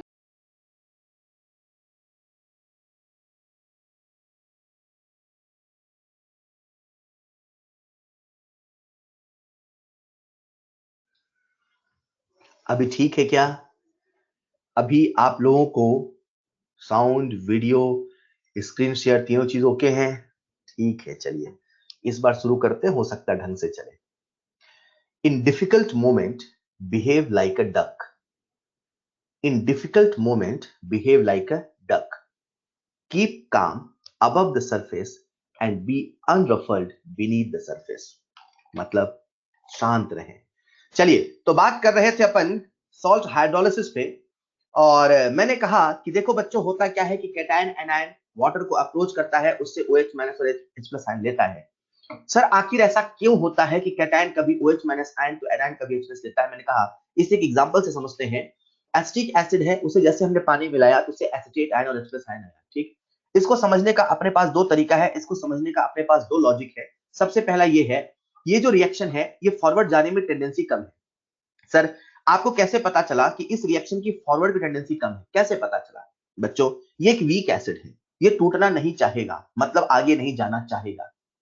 लेकिन जो बैकवर्ड रिएक्शन है वो होना चाहेगा। ऐसा सोचो ना, आगे नहीं जाना चाहता, पीछे आना चाहता है। या ऐसा सोचो, पीछे आना चाहता है तभी तो आगे नहीं जाना चाहता है। मतलब पीछे आकर वो ज्यादा स्टेबलाइज हो रहा है, एसिटिक एसिड के फॉर्म में रहना चाह रहा है, इसीलिए इस रिएक्शन की फॉरवर्ड जाने टेंडेंसी कम है, मतलब बैकवर्ड आने टेंडेंसी ज्यादा है। मतलब जो CH3CO माइनस है, जो एसिटेट आयन है, वो H प्लस लेके ही मानेगा। एसिटेट आयन का एसिटिक एसिड बनना बहुत ज्यादा फेवरेबल है, इसीलिए एसिटेट आयन पानी से H प्लस आयन खींच लेगा और फिर से एसिटिक एसिड बना लेगा। पानी H प्लस आयन नहीं देना चाहता था, हाइड्रोलिसिस नहीं होना चाहता था, लेकिन एसिटेट आयन एक इतना स्ट्रॉन्ग बेस है, या एसिटेट आयन से एसिटिक एसिड बनने का ड्राइविंग फोर्स इतना ज्यादा है कि वो पानी का हाइड्रोलिसिस करके रहेगा, उससे H प्लस लेके रहेगा। भैया तो मुझे H प्लस दे, तभी मैं एसिटिक एसिड का फॉर्मेशन करूंगा। राइट, तो इसे आप ऐसे समझ सकते हैं, सर आज ये वीक है तो उसका कॉन्जुगेट स्ट्रॉन्ग है। मतलब अगर ये कॉन्जुगेट स्ट्रॉन्ग होगा तभी पानी को तोड़ पाएगा, तभी पानी से H प्लस या OH माइनस आयन खींच पाएगा। मैंने कहा बिल्कुल सही बात है। एक बच्चे ने मुझसे पूछा, सर अगर मान लीजिए NaOH होता तब क्या होता? मैंने कहा बेटा, अगर NaOH होता तो ये एक स्ट्रॉन्ग इलेक्ट्रोलाइट है, एक स्ट्रॉन्ग बेस है, सही बात है, तो ये Na plus plus OH minus ion में टूटेगा, सही बात है। Na से बना Na plus plus OH minus ion, ये एक स्ट्रॉन्ग बेस है, ये उसका कॉन्जुगेट है तो एसिड है, वीक एसिड है। H प्लस देने वाला या OH माइनस लेने वाला एसिड होता है। इस रिएक्शन की टेंडेंसी फॉरवर्ड डायरेक्शन की है, इस रिएक्शन टेंडेंसी बैकवर्ड डायरेक्शन की नहीं है। मतलब आप ऐसा बोलो कि रिएक्शन बैकवर्ड नहीं आना चाहेगा, मतलब आप ऐसा बोलो कि Na प्लस OH माइनस नहीं लेना चाहेगा। वो खुश है Na प्लस बन के, भैया मुझे लोड नहीं है, मैं ठीक हूं। जब उसे NaOH बनने की चाहत ही नहीं है तो पानी से क्यों OH माइनस आयन लेना चाहेगा? जब पानी से OH माइनस आयन नहीं लेना चाहेगा तो क्यों हाइड्रोलिसिस करना चाहेगा? अच्छा, तो जो हाइड्रोलिसिस होता है वो कौन करता है? सॉल्ट। क्यों करता है? क्योंकि कैटायन एनायन होता है। तो क्या होता है, कैटायन को OH माइनस आयन चाहिए, एनायन को H प्लस चाहिए। क्यों चाहिए? क्योंकि वो रिएक्शन को बैकवर्ड लेना चाहते हैं, अपने पेरेंट मॉलिक्यूल में बनना चाहते हैं। क्या सभी कैटायन को OH माइनस चाहिए? नहीं, ऐसा नहीं है। क्या सभी एनायन को H प्लस चाहिए? नहीं, ऐसा नहीं है। केवल उन्हीं कैटायन को, केवल उन्हीं एनायन को OH माइनस और H प्लस चाहिए जो अपने वीक पेरेंट से आए। क्योंकि जो वीक पेरेंट से आए हैं वो अपने आप में स्ट्रांग है, और जो स्ट्रांग है वही पानी से H plus OH minus ion खींच पाएंगे। मतलब बच्चों, जब सॉल्ट का हाइड्रोलिसिस होगा, तो सॉल्ट का हाइड्रोलिसिस कहने का मतलब है कि वाटर में हम सॉल्ट मिलाएंगे तो एसिड और बेस बनेगा। इसमें लिखा है डेल्टा H पॉजिटिव, इसे ऐसे समझो, कुछ देर पहले हमने एसिड प्लस बेस से बनाया था सॉल्ट, याद है? एसिड प्लस बेस से बनाया था सॉल्ट। मैंने कहा था बच्चों, ये जो रिएक्शन है एक न्यूट्रलाइजेशन रिएक्शन है, और जो न्यूट्रलाइजेशन रिएक्शन होता है इसका डेल्टा H नेगेटिव है। तो अगर आप उल्टा देखो इस रिएक्शन को, तो ऐसा लग रहा है कि सॉल्ट और वाटर की रिएक्शन होके एसिड और बेस बन रहा, मतलब जो सॉल्ट हाइड्रोलिसिस है बेसिकली एक एंडोथर्मिक प्रोसेस है। ये आपको दिमाग में रखना होगा। कभी कभी सवाल आता है बच्चों को, फिर याद नहीं आता यार सॉल्ट हाइड्रोलिसिस होना क्या चाहिए। तो आप यहां से रिलेट करेंगे, जिस प्रकार से ये एक्सोथर्मिक रिएक्शन है उसी प्रकार से उसका उल्टा मतलब ये एंडोथर्मिक रिएक्शन है, राइट? हम तो समझने वाले हैं सर सॉल्ट हाइड्रोलिसिस कैसे होता है। मैंने आपके दिमाग में डाल दिया कि आखिर हाइड्रोलिसिस क्यों होता है, क्यों वाटर का डिसोसिएशन होता है, क्योंकि कैटायन और एनायन उसको तोड़ता है। अब स्वाभाविक सी बात है, जैसा जैसा कैटायन होगा, जैसा जैसा एनायन होगा, वैसा वैसा सॉल्ट होगा, और जैसा जैसा कैटायन, जैसा जैसा एनायन होगा, वैसा वैसा हाइड्रोलिसिस होगा। मैंने कहा सभी कैटायन इक्वल एक्सटेंट से पानी को तोड़े जरूरी नहीं है, सभी एनायन इक्वल एक्सटेंट से वाटर का लिसिस करें जरूरी नहीं है। तो अपने को समझना होगा कि जो कैटायन आया वो कहां से आया, जो एनायन आया उसका पेरेंट क्या है। तो इसको हम लोग ऐसे बोलते हैं बच्चों, जब मैं आपको सॉल्ट हाइड्रोलिसिस पढ़ाता हूं तो 4 सेक्शन में पढ़ाता हूं। सबसे पहला है strong acid strong base type का salt, strong acid weak base type का salt, weak acid strong base type का सॉल्ट, और weak acid weak base type का सॉल्ट। सभी में डिफरेंट डिफरेंट कैटायन है, डिफरेंट डिफरेंट एनायन है, तो हाइड्रोलिसिस भी डिफरेंट डिफरेंट होगा। कैसे होगा एक एक करके समझते हैं। जैसा मैंने आपसे पहले कहा, मैं फिर कहता हूं, अभी मैं वो सिखाऊंगा जिससे आप सभी से सारे सवाल मॉड्यूल के बन जाए, राइट? तो आइए शुरू करते हैं सॉल्ट हाइड्रोलिसिस। सबसे पहले बात करते हैं स्ट्रॉन्ग एसिड स्ट्रॉन्ग बेस का सॉल्ट।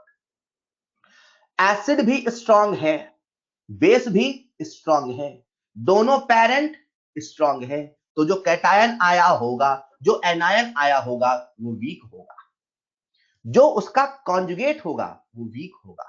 और जब कॉन्जुगेट वीक होगा तो ना तो H प्लस लेने में इंटरेस्टेड होगा, ना तो OH माइनस लेने में इंटरेस्टेड होगा। इसीलिए कहा जाता है जब स्ट्रॉन्ग एसिड स्ट्रॉन्ग बेस का सॉल्ट पानी में मिलाते हैं तो वाटर का हाइड्रोलिसिस नहीं होता।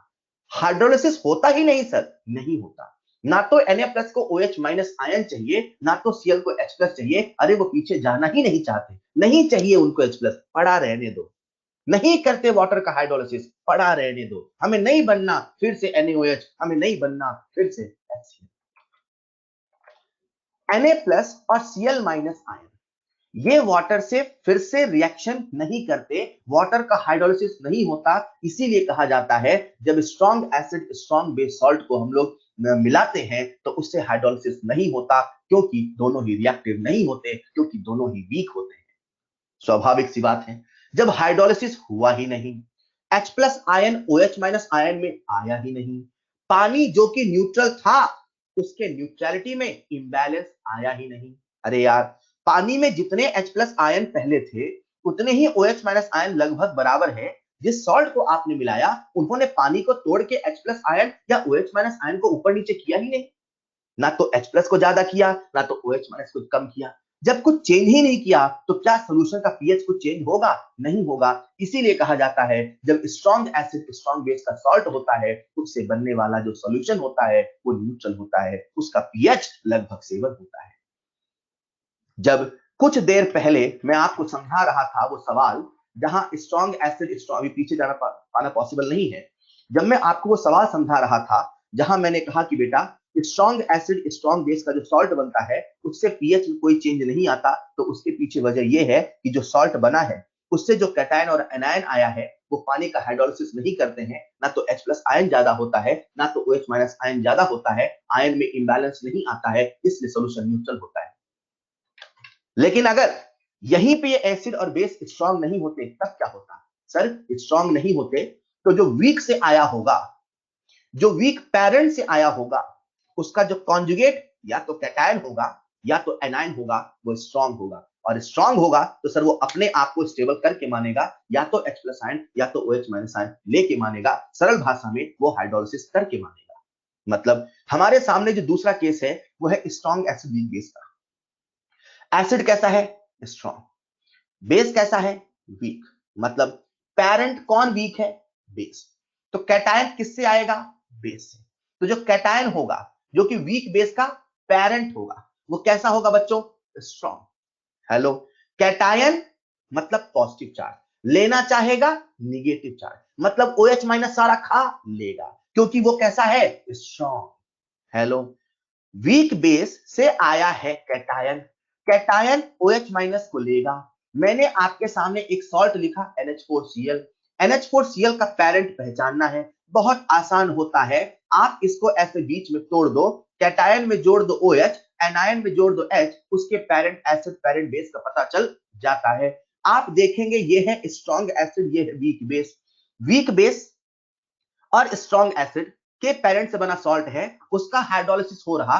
जो स्ट्रॉन्ग एसिड से आया वो वीक है, वो पानी को नहीं तोड़ेगा, लेकिन जो वीक से आया वो स्ट्रॉन्ग है, पानी को तोड़ेगा, NH4OH लेगा, H+ बनाएगा। मतलब ऐसा हो रहा कि पहले H+ और OH माइनस आयन बैलेंस थे, इमेजिन करो, और कुछ पानी न्यूट्रल थी, इमेजिन करो, लेकिन NH4 आते से ही OH माइनस आयन कंज्यूम होने लगा। OH माइनस आयन कंज्यूम होने लगा मतलब H+ आयन बढ़ने लगा, H+ आयन बढ़ने लगा तो हमने कहा H+ आयन ज्यादा। जैसे जैसे H+ आयन बढ़ेगा तो आप लोग बच्चों मुझे बताओ सॉल्यूशन एसिडिक होगा कि बेसिक होगा? एसिडिक होगा। मतलब एक बच्चा बड़े ध्यान से सुन रहा था, उसने एक रूल बना लिया, एक ट्रिक बना लिया। बोले सर ये सारी कहानी एक तरफ, हम एक रूल बना लेते हैं। मैंने कहा क्या? सर जो वीक होता है, सर जो वीक होता है हाइड्रोलिसिस उसी से होता है। मैंने कहा बिल्कुल सही। वीक कौन है? बेस। उससे कौन आया? कैटायन। हाइड्रोलिसिस कौन करेगा? कैटायन। अगर आपको मैकेनिज्म वजह में जाना है तो वजह याद कर लो। अरे जो वीक होता है, अरे जो वीक होता है उसका जो कॉन्जुगेट होता है, जो वीक होता है उसका जो कॉन्जुगेट होता है वो स्ट्रांग होता है, और जो स्ट्रांग होता है हाइड्रोलिसिस वही तो करता है। चाहे इतना सोचो, चाहे इतना सोचो कि सर जो वीक पेरेंट से आया है हाइड्रोलिसिस वही करेगा, और जो स्ट्रांग है सॉल्यूशन उसी के जैसा होगा। स्ट्रांग कौन है? एसिड। तो जो रिजल्टेंट सॉल्यूशन बनेगा कैसा बनेगा? एसिडिक। अच्छा, मतलब स्ट्रांग एसिड वीक बेस का अगर हाइड्रोलिसिस हुआ होता तो हम ये कहते हैं कि सर हाइड्रोलिसिस वीक बेस ने किया, मतलब ये कैटायनिक हाइड्रोलिसिस होगा। किसने किया? वीक बेस से जो आया है। बेस से कौन आता है? कैटायन। तो अपन बोलेंगे कैटायनिक हाइड्रोलिसिस। क्या बोलेंगे? Cationic hydrolysis. अब आपको बताना है कि जब कैटायनिक हाइड्रोलिसिस हुआ तो जो सॉल्यूशन बना, अरे हाइड्रोलिसिस हुआ तो पानी टूटा, पानी टूटा तो किसी ने H+ लिया, किसी ने OH माइनस लिया। जिसको H+ लेना था Cl माइनस को, उसने लिया ही नहीं, लेकिन जिसको OH माइनस आयन लेना था उसने तो ले लिया ना। तो सॉल्यूशन में कौन ज्यादा हो गया? H+।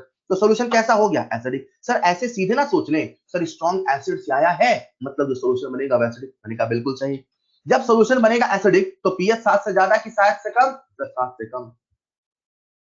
ठीक उसी प्रकार से मान लीजिए हमारा जो सॉल्ट होता वो वीक एसिड स्ट्रॉन्ग बेस का होता। मैं पहले आपसे पूछूंगा क्या इसमें कोई एक पेरेंट वीक है? जवाब देना है आपको। क्या इसमें कोई एक पेरेंट वीक है? क्या इसमें कोई एक पेरेंट वीक है? हाँ। वीक कौन है?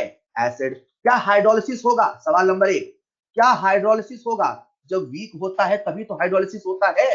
क्या हाइड्रोलिसिस होगा? होगा। हाइड्रोलिसिस कौन करता है? वीक वाला कि स्ट्रॉन्ग वाला? हाइड्रोलिसिस कौन करता है? वीक वाला कि स्ट्रॉन्ग वाला? वीक वाला। वीक कौन है? एसिड। एसिड से कौन आता है? एनायन। तो हाइड्रोलिसिस कैसा होगा बच्चों? Anionic hydrolysis. कैसा होगा? Anionic hydrolysis. हाइड्रोलिसिस होने के बाद सॉल्यूशन का पीएच चेंज होगा नहीं होगा? होगा। जो सॉल्यूशन का पीएच होगा बताओ वो कैसा होगा? एसिडिक होगा कि बेसिक होगा? सॉल्यूशन का नेचर कैसा होगा? एसिडिक होगा कि बेसिक होगा? सर इसको देखते हैं ना, स्ट्रॉन्ग बेस है मतलब जो सॉल्यूशन है वो बेसिक होगा। जो सॉल्यूशन है वो बेसिक होगा। बेसिक है तो उसका पीएच 7 से ज्यादा होगा 7 से कम होगा? सर बेसिक है तो स्वाभाविक सी बात है उसका जो पीएच होगा 7 से ज्यादा होगा। ये जो अपन ने इतनी आसानी से समझ लिया उसी का पूरा मैकेनिज्म है, समझने की आवश्यकता नहीं है। क्लियर? अगर आप सब समझ गए तो फिर से बात करते हैं नेक्स्ट केस की, वीक एसिड वीक बेस की। बच्चों इस बार वीक कौन है, जवाब देना है। इस बार वीक कौन है, एसिड है कि बेस है, दोनों। इस बार वीक कौन है, एसिड है कि बेस है, साहब दोनों। हाइड्रोलिसिस होगा नहीं होगा, सर होगा। अगर कोई वीक है तो हाइड्रोलिसिस होगा। हाइड्रोलिसिस कौन करेगा, कैटायन की एनायन। हाइड्रोलिसिस कौन करेगा, कैटायन की एनायन, साहब दोनों। मतलब इस बार कैटायनिक हाइड्रोलिसिस भी होगा, इस बार एनायनिक हाइड्रोलिसिस भी होगा। बोलो बच्चों, इस बार कैटायनिक हाइड्रोलिसिस भी होगा और इस बार एनायनिक हाइड्रोलिसिस भी होगा। सवाल आता है सॉल्यूशन का नेचर कैसा होगा। जब हाइड्रोलिसिस होगा तो सॉल्यूशन का नेचर कैसा होगा, तो बच्चों ऐसे समझते हैं। मान लीजिए हमारे सामने एक सॉल्ट है CH3CONH4, CH3COH NH4OH, week acid weak base, right. अब ये वीक एसिड वीक बेस है, इसका हाइड्रोलिसिस किया तो सॉल्यूशन का नेचर कैसा होगा। अब हमें यह पता है कि कुछ एसिड भी H+ खाएगा, कुछ बेस भी OH- खाएगा। तो इसके पीएच का प्रिडिक्शन कैसे करें। इसके पीएच का जो प्रिडिक्शन होता है वो ऐसा होता है कि देखो यार, एसिड भी कमजोर है, बेस भी कमजोर है, एसिड भी वीक है, बेस भी वीक है। अब हमें देखना होता है वीक में कौन कम वीक है। हेलो, दोनों वीक हैं, दोनों हाइड्रोलिसिस करेंगे। सवाल चल रहा है सॉल्यूशन के नेचर का। एक एसिड वीक है, एक बेस वीक है, पर दोनों वीक इक्वल लेवल के तो नहीं होंगे। कमजोर भी तो एक कमजोर नहीं होते ना। एक पहलवान कमजोर है तो एक पहलवान ज्यादा कमजोर है ना यार। एक एसिड एक बेस है तो हो सकता है बेस ज्यादा कमजोर हो सकता है एसिड थोड़ा ताकतवर हो, है वो भी कमजोर, पर यहाँ पे कंपैरिजन आपस में हो रहा है। ये वीक और स्ट्रांग कंपैरेटिव वर्ड है, तुलनात्मक वर्ड है। अपने आप में कोई वीक नहीं होता, अपने आप में कोई स्ट्रांग नहीं होता, हमेशा किसी से तुलना करने पे वीक और स्ट्रांग होता है। आप बोलो एक्चुअली स्ट्रांग एसिड है, गलत। ये कंपैरिजन होता है। कंपैरिजन कहां हो रहा है, किस रेफरेंस में हो रहा है। तो मैंने कहा वीक एसिड वीक बेस में जो कम वीक है, मतलब जो ज्यादा स्ट्रांग है। हेलो, मैंने स्ट्रांग नहीं बोला, मैंने क्या बोला, जो ज्यादा स्ट्रांग है, जो ज्यादा स्ट्रांग है। सॉल्यूशन उसी के जैसा होगा, सॉल्यूशन का जो नेचर है उसी के जैसा होगा। मतलब मान लेते हैं वीक एसिड वीक बेस में Ka Kb से बड़ा है, मतलब एसिड ज्यादा स्ट्रांग है, मतलब सॉल्यूशन कैसा होगा, एसिडिक। एसिडिक होगा तो pH 7 से थोड़ा कम होगा। सर आपने थोड़ा कम क्यों बोला, यार स्ट्रांग एसिड थोड़ी है कि pH सीधे घटा देगा। क्लियर। अगर मान लेते हैं वीक एसिड वीक बेस है, तो वीक एसिड वीक बेस में मान लेते हैं बेस थोड़ा कम कमजोर है, बेस थोड़ा ज्यादा ताकतवर है। कम कमजोर का मतलब ज्यादा ताकतवर। तो केबी के से बड़ा है। अगर केबी के से बड़ा है, अगर केबी के से बड़ा है तो अपन क्या कहेंगे, जो पीएच है वो 7 से थोड़ा सा ज्यादा। हेलो, अगर कभी ऐसा होता है कि के और केबी इक्वल होता है तो हम क्या बोलेंगे, पीएच 7 के इक्वल। क्लियर। इस प्रकार से हमने कहा कि अगर वीक एसिड वीक बेस का सॉल्ट है तो उसका जो पीएच होगा कभी 7 से थोड़ा सा कम होगा तो कभी 7 थोड़ा सा ज्यादा होगा। कहीं ना कहीं जो पीएच होगा वो क्लोज टू 7 होगा। अगर स्ट्रॉन्ग एसिड स्ट्रॉन्ग बेस का सॉल्ट होता तो पीएच 7 होता। अगर वीक एसिड वीक बेस का सॉल्ट है तो पीएच 7 नहीं, 7 के करीब है, ऑलमोस्ट 7 है। दोनों को ध्यान से पढ़ना, बच्चों के मन में 7 बैठ जाता है, एग्जाम में ऐसा ही बेसिक सवाल आता है, गलत कर देते हो। स्ट्रॉन्ग एसिड स्ट्रॉन्ग बेस 7 है, पर वीक एसिड वीक बेस का जो सॉल्ट का हाइड्रोलिसिस होगा वो 7 नहीं, ऑलमोस्ट 7 है। क्लियर। अब सर हम निकालें कैसे, कैसे हम हाइड्रोलिसिस के सवाल करें। हाइड्रोलिसिस के सवाल करने हैं तो अगले 5 से 6 मिनट के अंदर आपको मैं सारे फॉर्मूले याद कराऊंगा, और जैसे आपको फॉर्मूले याद होते हैं सवाल सारे उंगलियों पे आते हैं। राइट बच्चों, मैंने आपको बताना है सॉल्ट हाइड्रोलिसिस। सबसे पहले मैंने सॉल्ट के बारे में बताया, फिर मैंने आपको हाइड्रोलिसिस क्या होता है वो बताया, हाइड्रोलिसिस कौन करता है वो बताया, अब हाइड्रोलिसिस होगा तो कैसे पीएच निकालेंगे वो बताने वाला हूं। देखो बच्चों, आप सबका मुझे ध्यान चाहिए, पूर्ण रूपेण, पूर्ण रूपेण ध्यान चाहिए। हमने अभी तक टोटल 4 तरह के सॉल्ट पढ़ने हैं अपने सिलेबस में। सबसे पहला जो सॉल्ट है बच्चों वो क्या है, स्ट्रॉन्ग एसिड स्ट्रॉन्ग बेस का। सब लोग मेरे साथ सुनना ध्यान से, और जब मैं पूछूं जवाब भी देना है। और दूसरा सॉल्ट हम मान लेते हैं स्ट्रॉन्ग एसिड और वीक बेस का। तीसरा सॉल्ट हम मान लेते हैं बच्चों स्ट्रॉन्ग बेस और वीक एसिड का। और चौथा सॉल्ट हम मान लेते हैं, बोलो क्या, वीक एसिड वीक बेस का। क्लियर। इनके एक एक एग्जांपल भी मान लेते हैं ताकि आपको याद रहे। Strong acid strong base NaCl, इसका पेरेंट NaOH, इसका पेरेंट HCl। बीच से तोड़ो, कैटायन में OH, एनायन में H। Strong acid weak base ले लेते हैं NH4, स्ट्रॉन्ग एसिड ले लेते हैं HCl, तो NH4Cl, बीच से तोड़ो, इधर H इधर OH। Strong base weak acid ले लेते हैं CH3COOH, स्ट्रॉन्ग बेस लेते हैं NaOH, Na रिएक्शन हो गया, क्या बन गया CH3CONA, सोडियम एसिटेट, बीच से तोड़ो, कैटायन में OH, एनायन में H। Hello, week acid weak base तो ले लेते हैं CH3COONH4, कैटायन में OH, एनायन में H। इस प्रकार से आप किसी भी सॉल्ट के पैरेंट एसिड और पैरेंट बेस को पता कर ले सकते हो। ठीक है, तो अपन टोटल 4 केस पढ़ने वाले हैं। सबसे पहला सवाल मैं आपसे पूछूंगा, स्ट्रॉन्ग एसिड स्ट्रॉन्ग बेस के केस में आपको जवाब देना है अभी। Strong acid strong base case में हाइड्रोलिसिस होगा कि नहीं होगा? स्ट्रॉन्ग एसिड स्ट्रॉन्ग बेस के केस में हाइड्रोलिसिस होगा कि नहीं होगा? अरे वीक वाला ही तो करता है, स्ट्रॉन्ग वाला कहां करता है?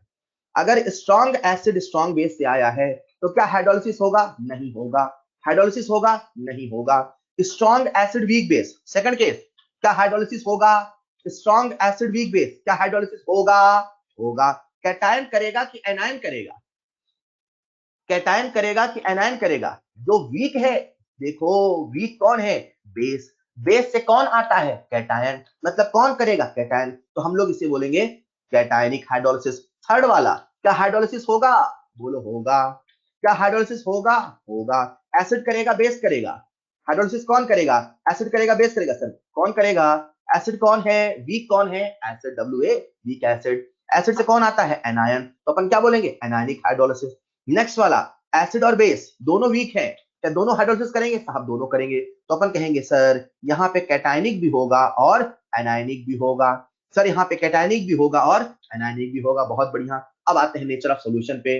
नेक्स्ट कॉलम, अगर स्ट्रॉन्ग एसिड स्ट्रॉन्ग बेस का सॉल्ट का हाइड्रोलिसिस है तो बताओ सॉल्यूशन का पीएच कितना होगा? सोल्यूशन का पीएच कितना होगा? सर पीएच 7 होगा। अगर 25 डिग्री सेल्सियस है तब 7 होगा। सवाल आपकी मजे ले सकता है, क्या स्ट्रॉन्ग एसिड स्ट्रॉन्ग बेस का जो सॉल्ट का हाइड्रोलिसिस होता है उससे जो सोल्यूशन आता है उसका पीएच हमेशा 7 होता है? हमेशा 7 नहीं, 25 डिग्री सेल्सियस पे 7 होता है। टेम्परेचर बदलोगे तो न्यूट्रल पॉइंट बदल जाएगा ना, तो याद रखना है, आपको बोलना है वो न्यूट्रल होता है और न्यूट्रल 25 डिग्री सेल्सियस पे 7 होता है। टेम्परेचर बदलोगे तो बदलेगा, pKw/2 होता है। शानदार, बहुत बढ़िया। अगर स्ट्रॉन्ग एसिड वीक बेस की बात करें तो आप मुझे बताओ सोल्यूशन कैसा होगा? सोल्यूशन एसिडिक होगा बेसिक होगा? सोल्यूशन एसिडिक होगा बेसिक होगा? अरे वाह सर, स्ट्रॉन्ग वाला एसिड है तो एसिडिक होगा, क्या बात है। स्ट्रॉन्ग बेस वाला, next case, strong base weak acid, बच्चों कैसा होगा? सर ये बेसिक होगा, क्या बात है। Next case, week acid weak base, week acid weak base, बोलो बोलो बोलो। सर ऑलमोस्ट क्लोज टू 7 होगा, ऑलमोस्ट क्लोज टू 7 होगा। एग्जैक्ट कितना होगा वो हमें केस से बताना होगा। कैसे? मैं बताऊंगा अभी कुछ देर में।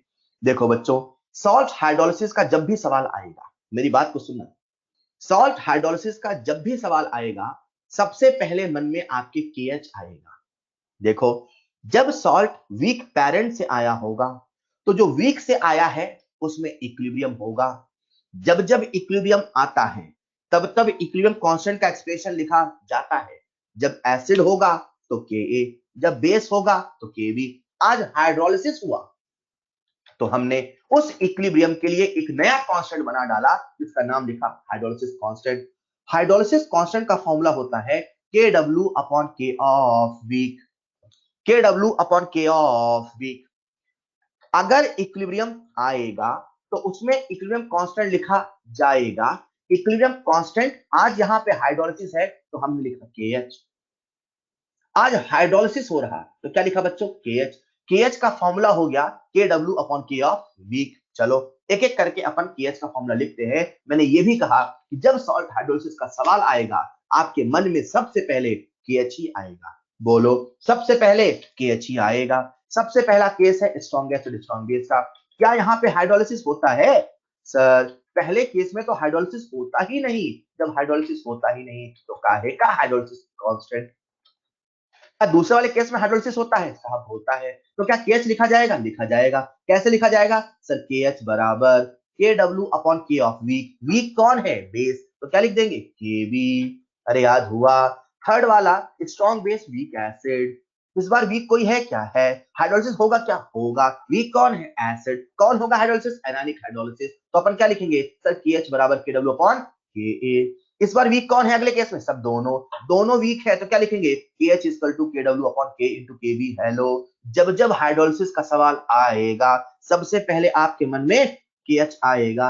KH याद करना बहुत आसान है, राइट। देखो बच्चों, जब हाइड्रोलिसिस हो रहा तो जो वीक होता है उसमें इक्विलिब्रियम आएगा। जब इक्विलिब्रियम आएगा तो डिग्री ऑफ हाइड्रोलिसिस होगा। ठीक वैसे जैसे डिग्री ऑफ आयोनाइजेशन था, जैसे डिग्री ऑफ डिसोसिएशन था। कितना हाइड्रोलाइज हुआ, कितना हाइड्रोलिसिस हुआ, वहां पे क्या बोलते थे? कितना टूटा अपॉन कितना लिया। यहां पे क्या बोलेंगे? कितना हाइड्रोलाइज हुआ, इतने कैटायन थे, कितनों ने हाइड्रोलाइज किया। ठीक है, तो वहां पे एक वर्ड इस्तेमाल करते हैं जिसे बोलते हैं डिग्री ऑफ हाइड्रोलिसिस, जिसे हम लोग रिप्रेजेंट करते हैं H से। ये वैसा ही है जैसा कि अल्फा था। अच्छा वैसा ही है, बिल्कुल वैसा ही है। अरे फॉर्मूला भी याद करना वैसा ही है। बच्चों मैंने आपको पोस्ट वॉर डाइल्यूशन लॉ बताया था। बच्चों वहां मैंने आपको अल्फा का फॉर्मूला √K/C बताया था। बोलो, बताया था। अल्फा बराबर √K/C। एसिड है तो Ka, बेस है तो Kb। एसिड है तो Ka, बेस है तो Kb। Alpha equal to √K/C, alpha equal to √KB/C। Clear? बस फर्क इतना है, वहां Ka लिखा करते थे, वहां Kb लिखा करते थे, यहाँ KH लिखना है। अच्छा, number 1 case, strong acid strong base. क्या इसमें हाइड्रोलिसिस होता है? नहीं। जब हाइड्रोलिसिस होता ही नहीं तो क्या डिग्री ऑफ हाइड्रोलिसिस लिखे? नहीं। दूसरा केस, क्या इसमें होता है हाइड्रोलिसिस? होता है। हमें लिखना है इसका degree of hydrolysis H। H बराबर √KH अपॉन C। वहां Ka था, वहां Kb था, यहाँ हाइड्रोलिसिस है तो KH है। नेक्स्ट केस में भी क्या होगा? H बराबर √KH अपॉन C। हाँ, KH की वैल्यू पुट कर देना।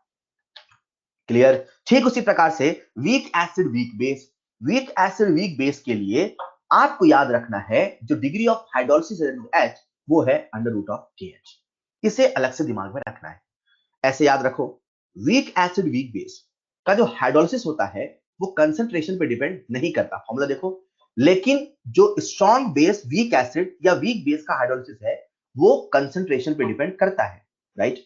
लेकिन जो वीक एसिड वीक बेस का डिग्री ऑफ हाइड्रोलिसिस है वो कंसंट्रेशन पे डिपेंड नहीं करता, इसलिए उसके एक्सप्रेशन में सी नहीं आएगा। क्लियर?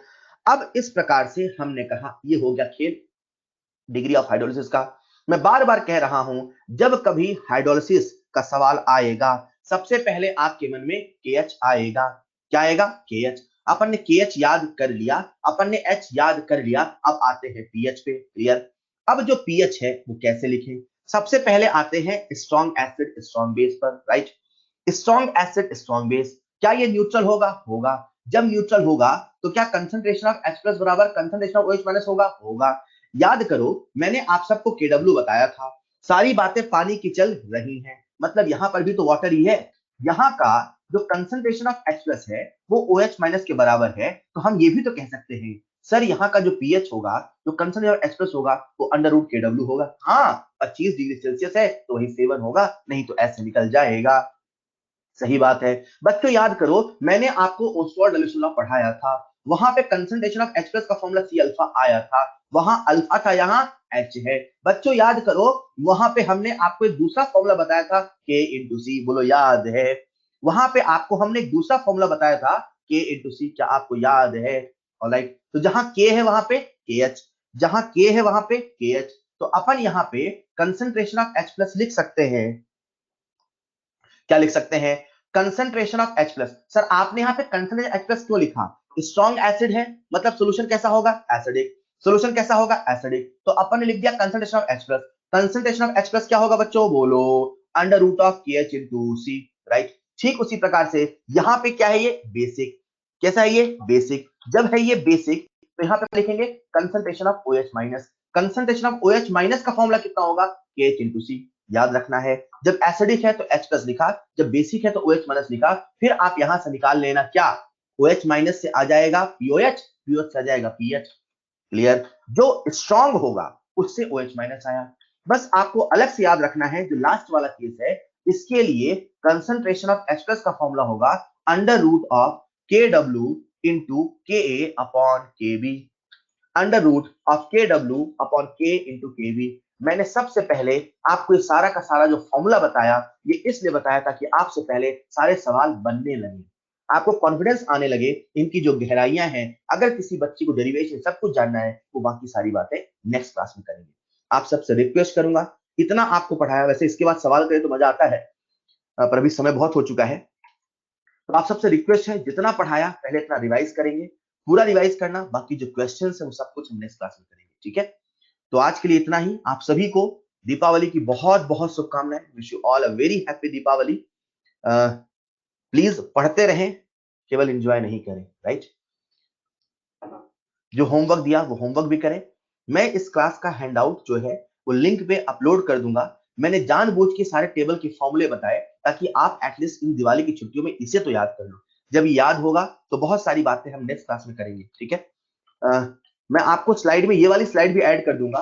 इसमें लास्ट में पीएच का फॉर्मूला लिखा है ना, जो हमारे उसमें जगह नहीं थी। एक बार ये पीएच भी याद करने की कोशिश कर लेना, फिर अपन बाकी बातें नेक्स्ट क्लास में करेंगे, राइट। तो आज के लिए इतना ही बच्चों, थैंक यू सो मच। आप सभी की शुभकामनाओं के लिए बहुत सारे बच्चों ने हैप्पी दिवाली लिखा, थैंक यू सो मच। पढ़ते रहें, that's all for today, thank you so much.